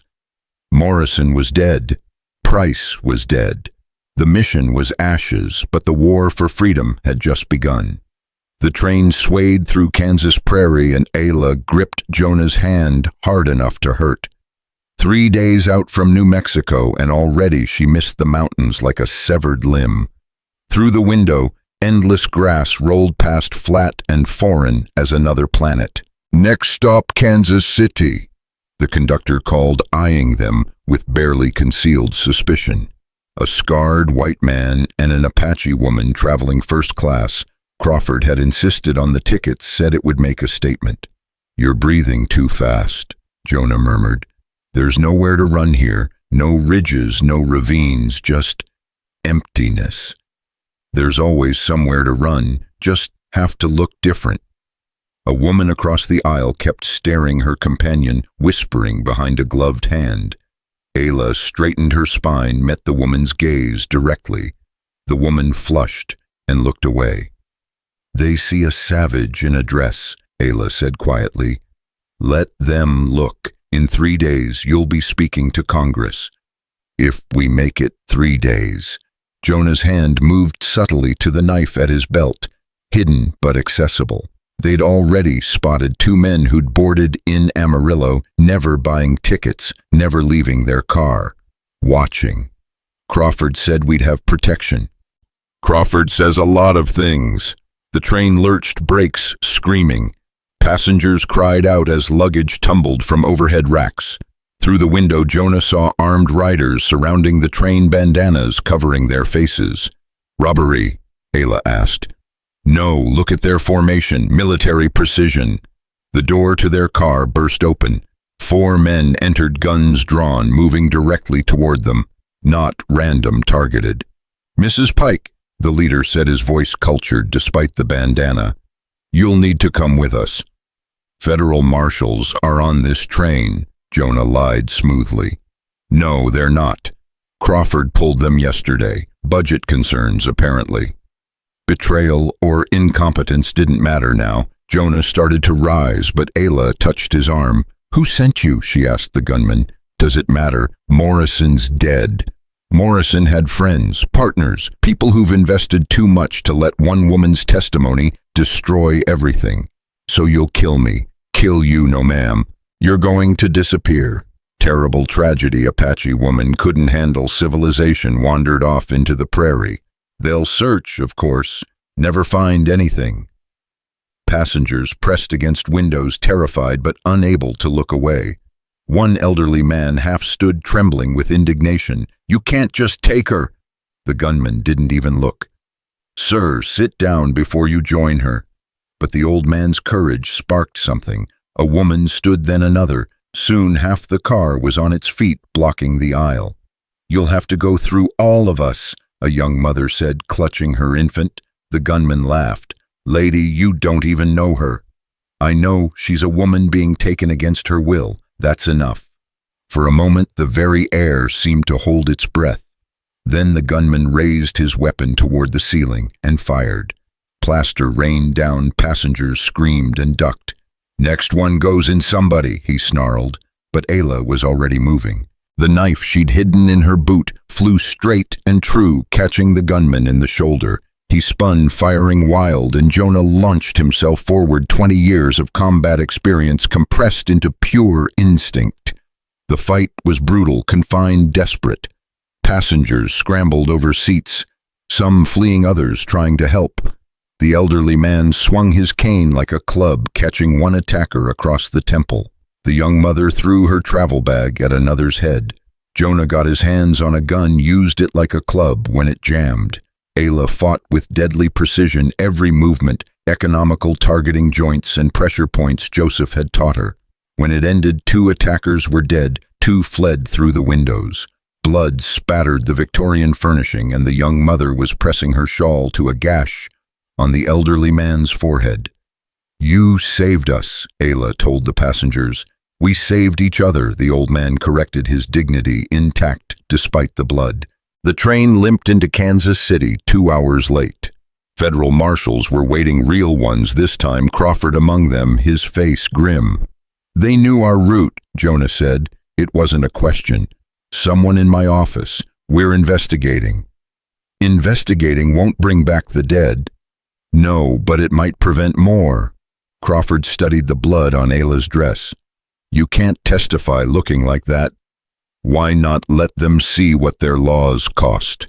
"Because appearance matters in Washington. Like it or not, they need to see you as civilized, to hear you as human." The words stung because they were true. They were taken to a hotel guards posted this time, where a seamstress waited with proper Eastern fashion. "I look like I'm wearing a cage," Ayla said, studying herself in the mirror. The corset could barely contain her fighter's breathing, and the bustle made her natural grace awkward. "You look like a senator's wife," Jonah said. "Is that supposed to be good?" "It's supposed to be strategic." That night, unable to sleep in the soft bed, they sat by the window watching the city. Gas lights flickered like trapped stars, and somewhere a drunk was singing about Ireland. "I miss the silence," Ayla said. "Cities are just different noise. You learn to filter it. You lived in one before the war. Baltimore seems like someone else's life now. Would you go back if this works, if the laws change?" "No, cities make me feel dead.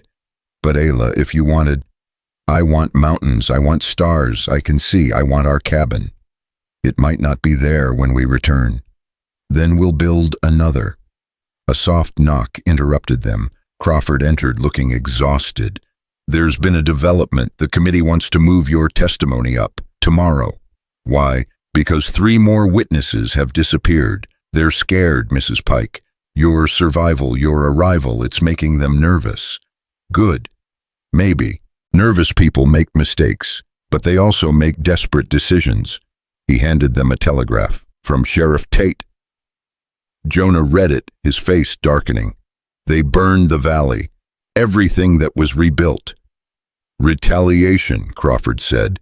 "Message to anyone who might support you." Ayla took the telegraph, read it slowly. "Joseph's village. Safe. They didn't dare attack the reservation directly. Yet. We should go back. That's what they want. You leave now, you never get another chance to testify.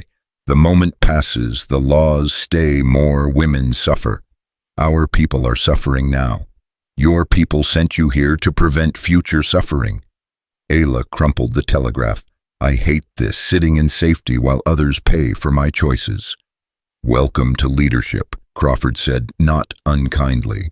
"The hardest battles aren't the ones you fight, but the ones you can't." The next morning came gray and humid. The Capitol building loomed like a marble mountain, unnatural and imposing. Ayla stopped at the steps, her breathing shallow again. "I can't do this." "Yes, you can. They won't listen. I'm just proof of their fear, the savage they need laws to contain." "Then prove them wrong." "How?" "By being exactly who you are. The woman who chose death over captivity, who freed 43 souls, who survived everything they threw at you. That woman doesn't wear corsets and speak politics. No, she speaks truth. That's why they're terrified." The committee room was packed. Senators in dark suits, reporters scribbling notes, and in the back, women's society ladies come to gawk at the Apache who'd started a revolution. Senator Blackwood, committee chair, had eyes like winter ice. "State your name for the record." "Ayla Kestrel Pike." "Your legal name, please."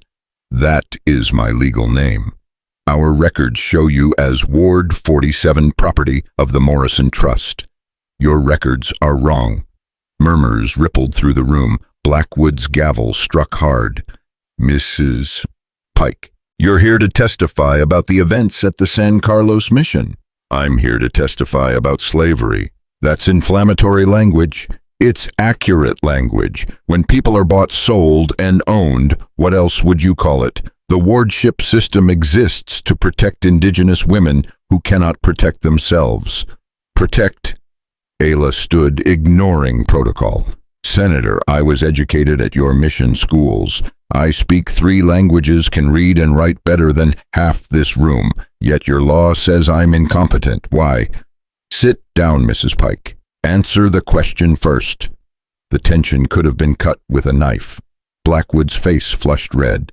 "Because without supervision, your people fall into savagery and sin. Like what? Choosing our own husbands, working our own land, raising our own children. You lack the moral foundation. I lack nothing but the white skin your laws require for freedom." She pulled out a bundle of papers, copies they'd made of Morrison's files, before burning the rest. "These are purchase orders, Senator, for human beings. Girls as young as 12 sold to men who..." Those documents are inadmissible without authentication. Then authenticate this. She rolled up her sleeve, showing scars. Mission discipline, they called it.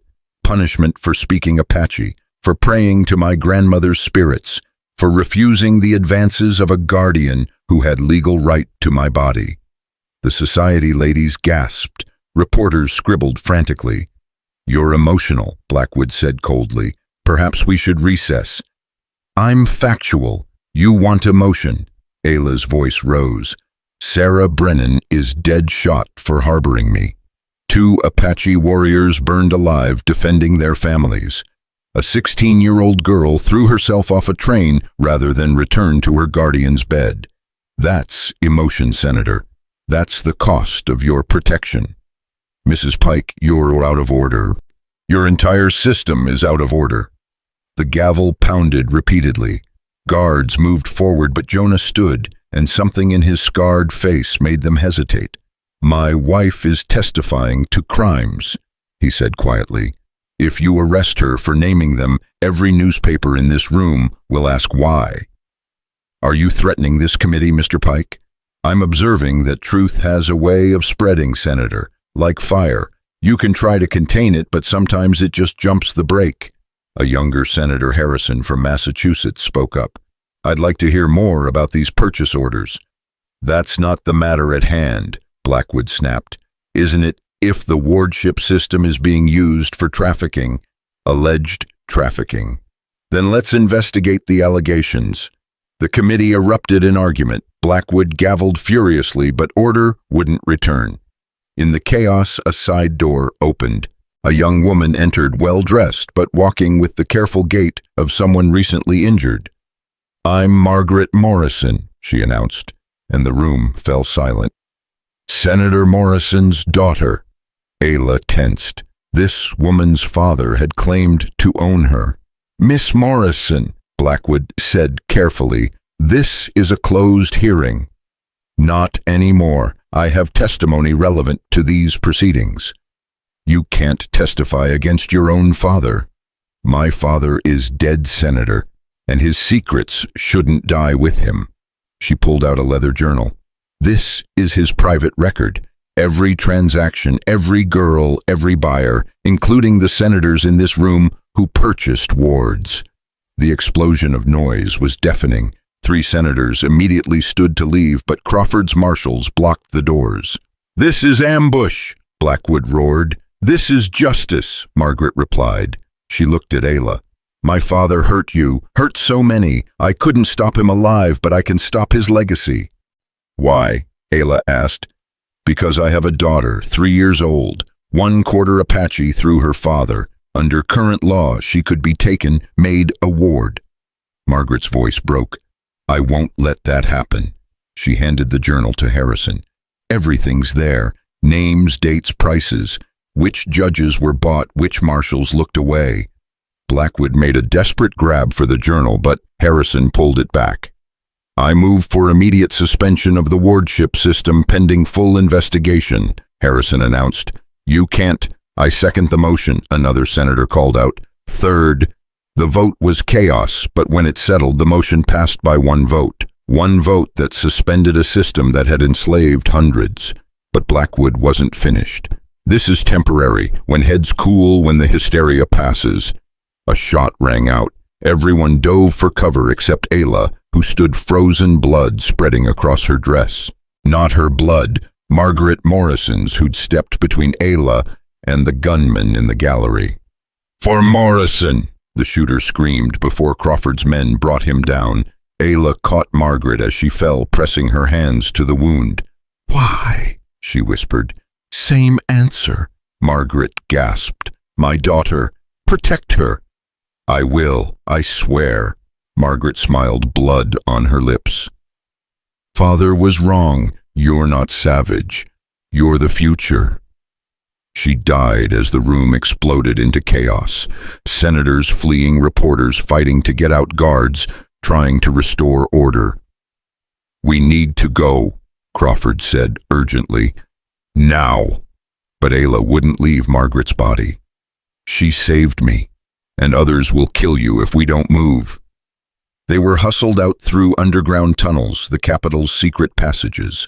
Behind them they could hear the riot beginning, supporters and opponents of the wardship system clashing in the rotunda.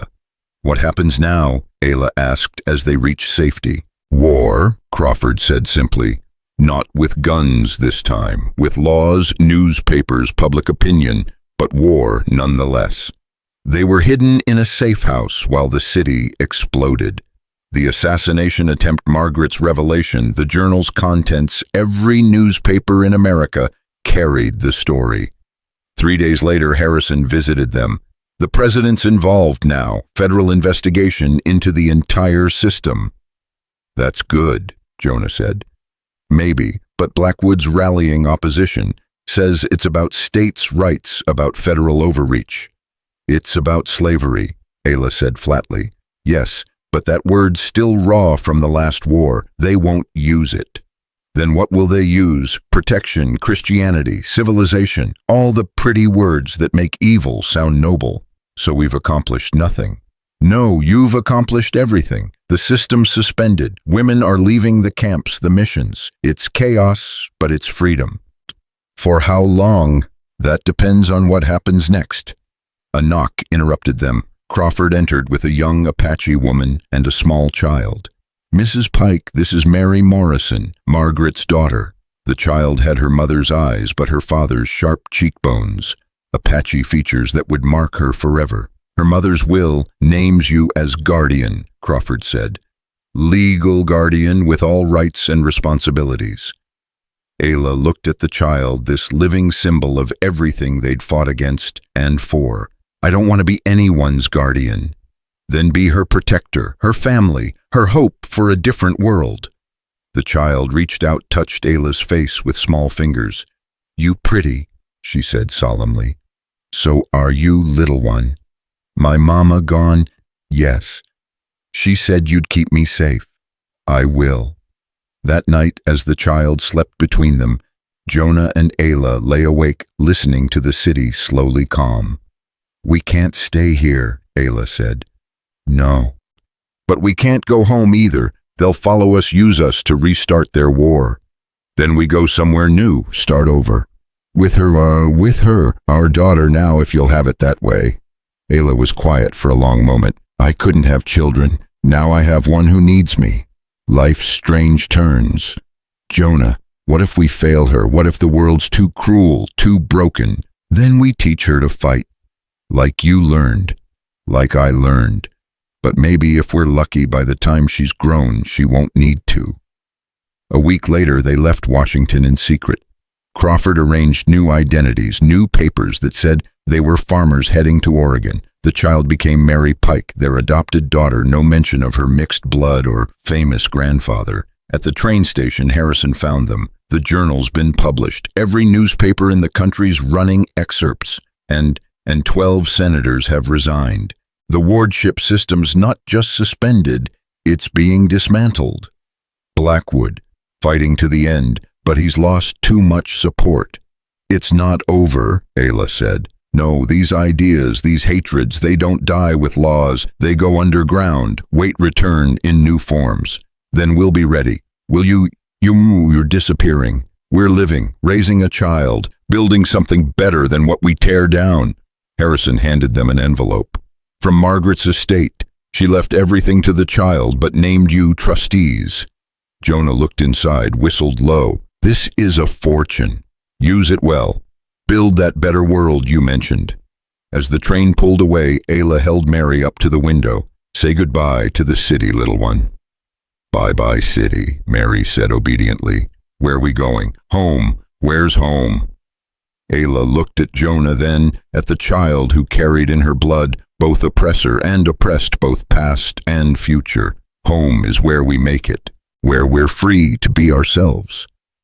"That sounds nice," Mary said, then fell asleep against Ayla's shoulder. The train carried them west, away from the marble mountains of Washington, toward real mountains where they could disappear. Behind them, the country exploded into debate about freedom, identity, and who deserved protection versus who needed control. but they were already gone, three souls who'd found each other in violence and chosen to build something from the ashes. The ward, the warrior, and the child who would grow up free, not because the law said so, but because two people had decided to fight for a world where she could be. As Washington faded into distance, Jonah pulled out Morrison's journal, the original which Harrison had quietly returned. "We should burn it," Ayla said. "No, we should keep it. Remember what we fought, why we fought. For her, for all the hers who come after." The child stirred, mumbled something in mixed English and Apache languages Ayla would teach her heritage she'd carry forward. "Think she'll understand?" Ayla asked. "What her mother did, what we did, someday, when she's older, when the world's either better or she needs to make it so." "Which do you think?" "Both. Always both. The world gets better and needs brave souls to keep pushing." They rode through the night toward mountains that didn't care about laws or blood or the proper order of things. Mountains that judged only by survival, by strength, by the choice to keep climbing when the path seemed impossible. Behind them, revolution continued quiet, now fought in courtrooms and newspapers rather than with guns. The wardship system would die slowly, fighting to the end, taking pieces of everyone who opposed it. But ahead lay something else. Not peace that was too simple, not happiness that was too fragile, but life. Real life chosen and fought for and defended against all who would cage it. The train whistle echoed across empty prairie, a lonesome sound that spoke of journeys ending and beginning. In Ayla's arms, Mary slept deeply, safely, freely. It was enough. For now, for this moment between battles, it was enough. Oregon Territory stretched green and wild before them, nothing like the harsh beauty of New Mexico. 3 months since Washington and Mary had grown sturdy on trail food and mountain air, her vocabulary expanding daily with Ayla's patient teaching. The cabin they'd bought sat on 40 acres of pine and meadow, far enough from the nearest town that visitors were rare and welcome when they came. "Papa, catch!" Mary shrieked, throwing herself from the porch into Jonah's arms. He caught her, spinning her around while she laughed with the pure joy only children possess. "Careful," Ayla called from the garden, though she was smiling. Her hands were deep in soil, planting seeds for their first spring. The wedding ring caught sunlight, still strange on her finger after months of wearing it. A rider appeared on the trail, moving fast. Jonah set Mary down, hand instinctively checking for the rifle that always stood by the door. But as the rider drew closer, he relaxed. Crawford Dusty from hard travel, his marshal's badge catching the afternoon light. "Didn't expect to see you again," Jonah said, as Crawford dismounted. "Didn't expect to come, but there's news you need to hear." Ayla emerged from the garden dirt, still on her hands. Mary hid behind her skirts, suddenly shy. Crawford's expression was grim enough that Ayla sent the child inside to play. "Blackwood's dead," Crawford said without preamble. "Killed himself last week, left a note blaming you for destroying everything noble about America." "Good riddance," Jonah said. "Maybe, but his son's taken up the cause. Charles Blackwood, younger, smarter, and much more dangerous. He's been tracking everyone involved in the Morrison affair." "Tracking?" Ayla's voice was sharp. "The witnesses who testified, the women who were freed. Some have had accidents. Others simply vanished. You think he's coming for us?" "I know he is. Man I trust in Denver says Blackwood hired investigators. They traced the money Margaret left you, found the land purchase." Jonah looked at their half-built paradise, the garden just beginning to grow, Mary's toys scattered on the porch. "How long?" "Days, maybe a week. We could run again." "No," Ayla said firmly. "Mary needs stability. We need a home." "Then we fight," Jonah said, "against what he won't come himself. He'll send professionals, make it look like an accident. Fire maybe, or bandits." Crawford pulled out a telegram. "There's another option. Judge Harrison, Senator Harrison, now he's organizing a response. Legal protection for all the freed women, federal marshals assigned to guard those under threat." "Government protection?" Ayla laughed bitterly. That's what started this whole mess. Different government now, the wardship system's gone. Ayla, what you did in Washington changed things. Not enough if we're still being hunted. A sound from inside made them all turn. Mary stood in the doorway, her small face serious. Bad men coming, she asked. Ayla knelt, pulled the child close. Maybe, but we won't let them hurt you. I know, Mary said with the confidence of a child who'd never known real fear. Papa's strong and you're smart. Bad men always lose. If only that were true, Jonah thought, watching his girls, because that's what they'd become. His girls, his family, his reason to keep fighting when all he'd wanted was peace. That night after Mary slept, they sat planning by candlelight. Crawford had maps intelligence options that all seemed like different forms of cage. Federal protection means living under guard, Crawford explained. Safe houses, regular moves, constant surveillance. That's not life, Ayla said. That's just a prettier prison. Then what do you suggest? We make them come to us. Here, our ground, our terms. Ayla, these aren't raiders or bounty hunters. Blackwoods people are professional killers. So was Jonah, so am I now. Crawford looked between them, this couple forged in violence who just wanted to grow vegetables and raise a child. You're talking about war again. No, Jonah said quietly. We're talking about ending one. They spent the next days preparing. Jonah dug defensive positions while Ayla taught Mary to hide in the root cellar at the sound of their warning bell. Crawford rode to town, ostensibly leaving, but actually gathering intelligence. The first sign came 3 nights later. The horses, normally calm, started stamping nervously. Jonah woke instantly, hand on rifle, listening to the darkness. How many? Ayla whispered beside him. Can't tell, but they're trying to surround us. They'd practiced this. Ayla slipped from bed, gathered Mary without waking her, and carried her to the cellar. The child stirred but didn't wake, trusting even in sleep. Jonah took position by the window, watching shadows move through moonlight. Professional indeed, they moved well, but not well enough. The war had taught him to see death coming from any angle. The first torch arced through the air, landing on the roof. Then another and another. Fire, just as Crawford had predicted. Make it look accidental, a tragic frontier mishap. But they'd soaked the roof just hours before, and the torches sputtered against wet wood. Confusion in the shadows whispered curses. Now, Jonah breathed and squeezed the trigger. The shot took the leader's center mass, dropping him clean. Before the echo faded, Jonah had moved, firing from a different window. Another man fell, then another. Return fire shattered windows, filled the air with splinters. But Jonah was already gone, moving through the house he knew in absolute darkness.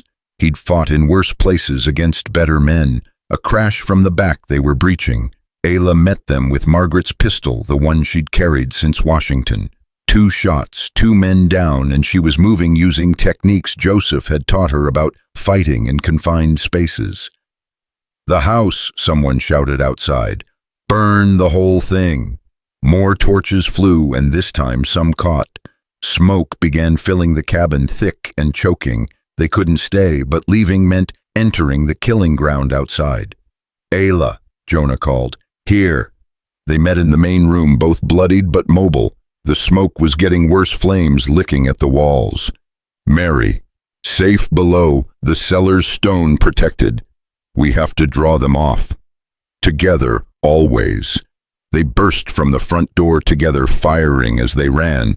The night exploded with gunfire, but they'd counted on confusion, on darkness, on the attacker's assumption that cornered prey would cower, not charge. Jonah tackled one man, knife finding throat, in a move practiced too many times. Ayla shot another point blank, then clubbed a third with the empty pistol. They fought like what they were, survivors who'd faced worse and won. When the shooting stopped, 7 attackers lay dead. The cabin burned behind them, but the root cellar remained intact, Mary safe within. It's over, Jonah panted, but Ayla was looking up the trail. No, listen, horses again, more riders, too many to fight. They stood together in the firelight, weapons empty, waiting for the end. But the riders who emerged wore badges, federal marshals, Crawford leading them. "Bit late," Jonah observed. "Had to let them commit the crime first. Now it's federal jurisdiction." Crawford surveyed the carnage. Self-defense clearly. "Though someone will have questions about the body count." "Let them question," Ayla said, already moving toward the cellar. "Mary, it's safe, little one." The child emerged, rubbing sleepy eyes, seemingly unbothered by the burning house behind her. "Did we win?" "We survived," Ayla corrected. "Same thing," Mary said with a child's wisdom. Dawn revealed the full damage. The cabin was destroyed, but the barn survived. And most importantly, the garden Ayla had planted remained untouched. She knelt among the young plants, checking each one, while Mary helped her small hands gentle with the seedlings. "We'll have to rebuild," Jonah said. "We've rebuilt before. Getting tired of it, though. Then we build better this time. Stone, not wood." Crawford returned from examining the bodies. "One's missing." "What? 7 bodies, but my scouts tracked 8 horses coming in." Jonah cursed. "One had escaped, would report back to Blackwood. This wasn't over." "He'll send more," Ayla said. "No," Crawford said. "He'll come himself. Men like Blackwood, when the hired help fails, they take it personal." "Good," Ayla said, surprising them. "I'm tired of fighting shadows. Let him come face to face." They spent the next days in the barn, making it livable while planning for Blackwood's arrival. Crawford's men patrolled, but everyone knew they were just waiting. Mary adapted with the resilience of childhood, turning their temporary poverty into adventure. She helped Ayla tend the garden, learned to milk the cow that had miraculously survived, and practiced her letters with charcoal on barn boards. "She's remarkable," Crawford observed, watching Mary sing to the plants like Ayla had taught her. "She's free," Jonah said. "First generation born into actual freedom, not paper freedom, but real choice. That's worth fighting for, worth dying for. Hopefully won't come to that." But Jonah saw how Crawford checked his weapons, how his men stayed nervous. Blackwood had resources, influence. He could bring an army if he chose.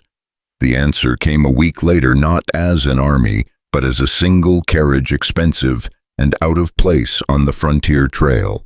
Charles Blackwood stepped out, younger than his father, but with the same cold eyes.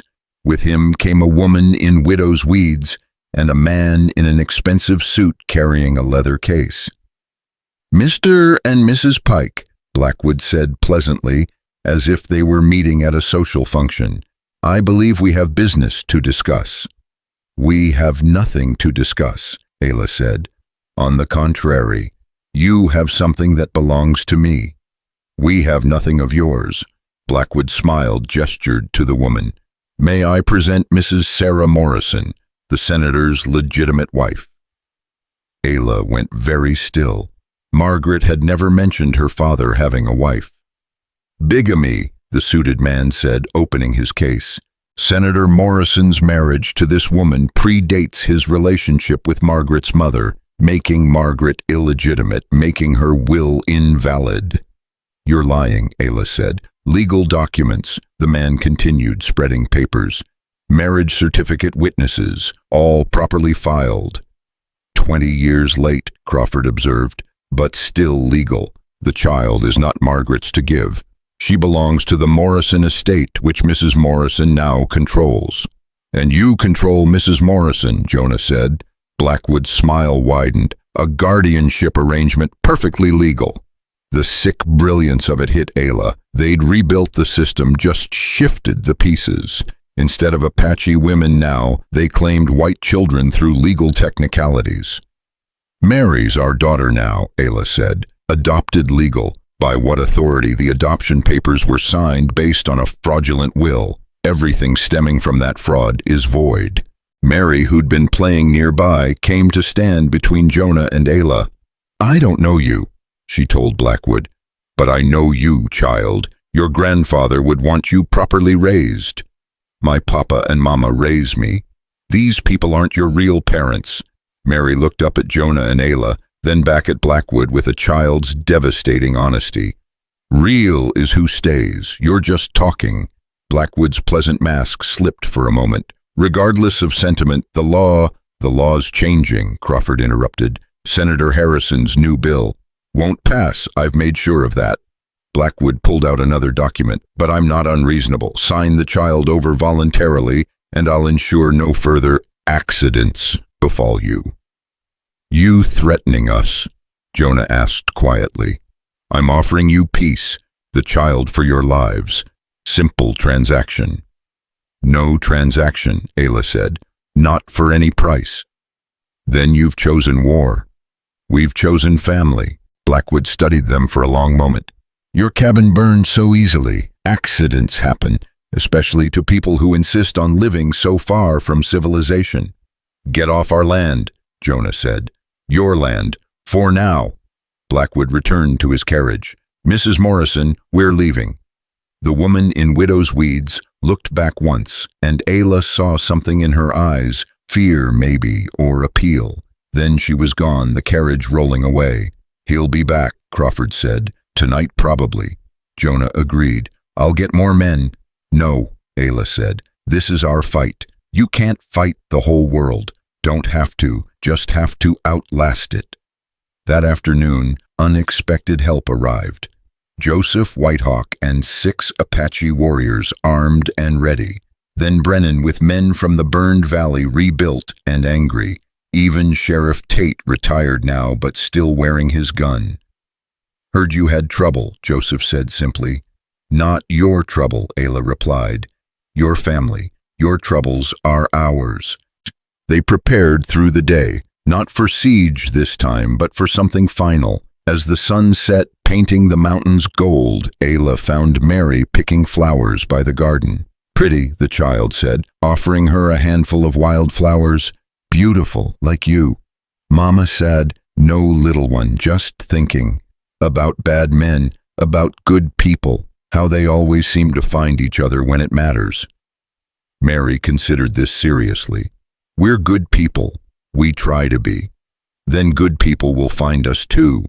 As if in answer, more riders appeared, but not attackers, families from town, word having spread. The doctor who'd treated Ayla's ankle in those first days, the shopkeeper's wife who'd stood up on the train, people who'd decided that some fights were everyone's fights. Blackwood's bringing an army, someone said. Then we'll match it, another replied. As darkness fell, they saw the torches coming, not 8 riders this time, but 40, maybe 50. Blackwood had indeed brought an army, but as they approached, something unexpected happened. The woman in widow's weeds, Sarah Morrison, suddenly jerked her horse's reins, breaking from the group. Help me, she screamed. He's holding my children, my real children, please. Gunfire erupted as Blackwood's men tried to stop her. Crawford's marshals responded, and suddenly the neat military approach became chaos. Sarah Morrison rode hard for their lines, Blackwood himself pursuing. Jonah stepped into the open rifle raised. One shot, clean and simple. Blackwood tumbled from his horse, his father's legacy dying with him in Oregon mud. The battle was brief but vicious. Outnumbered but defending, the settlers and Apache fought with the fury of people protecting more than land, protecting the future itself. When it ended, the attackers were scattered, their leaders dead or captured. Sarah Morrison collapsed, sobbing in Ayla's arms. My babies, she gasped. He took them, said he'd kill them if I didn't play along. The marriage papers were forged, but he said no one would believe me. We believe you, Ayla said. Where are your children? Portland, in a boarding school he controls. Crawford, Jonah called. You hearing this? Already sending telegrams. We'll get them back. As dawn broke, the battlefield became something else. Neighbors helping neighbors, treating wounds, sharing food. The fight was over, but more importantly, the community had chosen its side. It's finished, Crawford told them. With Blackwood dead, the opposition falls apart. Harrison's bill will pass. Real protection, real freedom. Until someone else tries, Ayla said. Maybe, But look around, you're not alone anymore. She was right. The isolated cabin had become the center of something larger, a community of survivors, fighters, and believers in the radical idea that people should be free to choose their own lives. Mary tugged at Ayla's skirt. "Mama, the garden needs water." Such a simple statement, but it held everything. Life going on, seeds growing, the future taking root despite all attempts to burn it away. Months later, they stood in their new cabin stone, this time built by many hands. Sarah Morrison was there with her children, truly free now.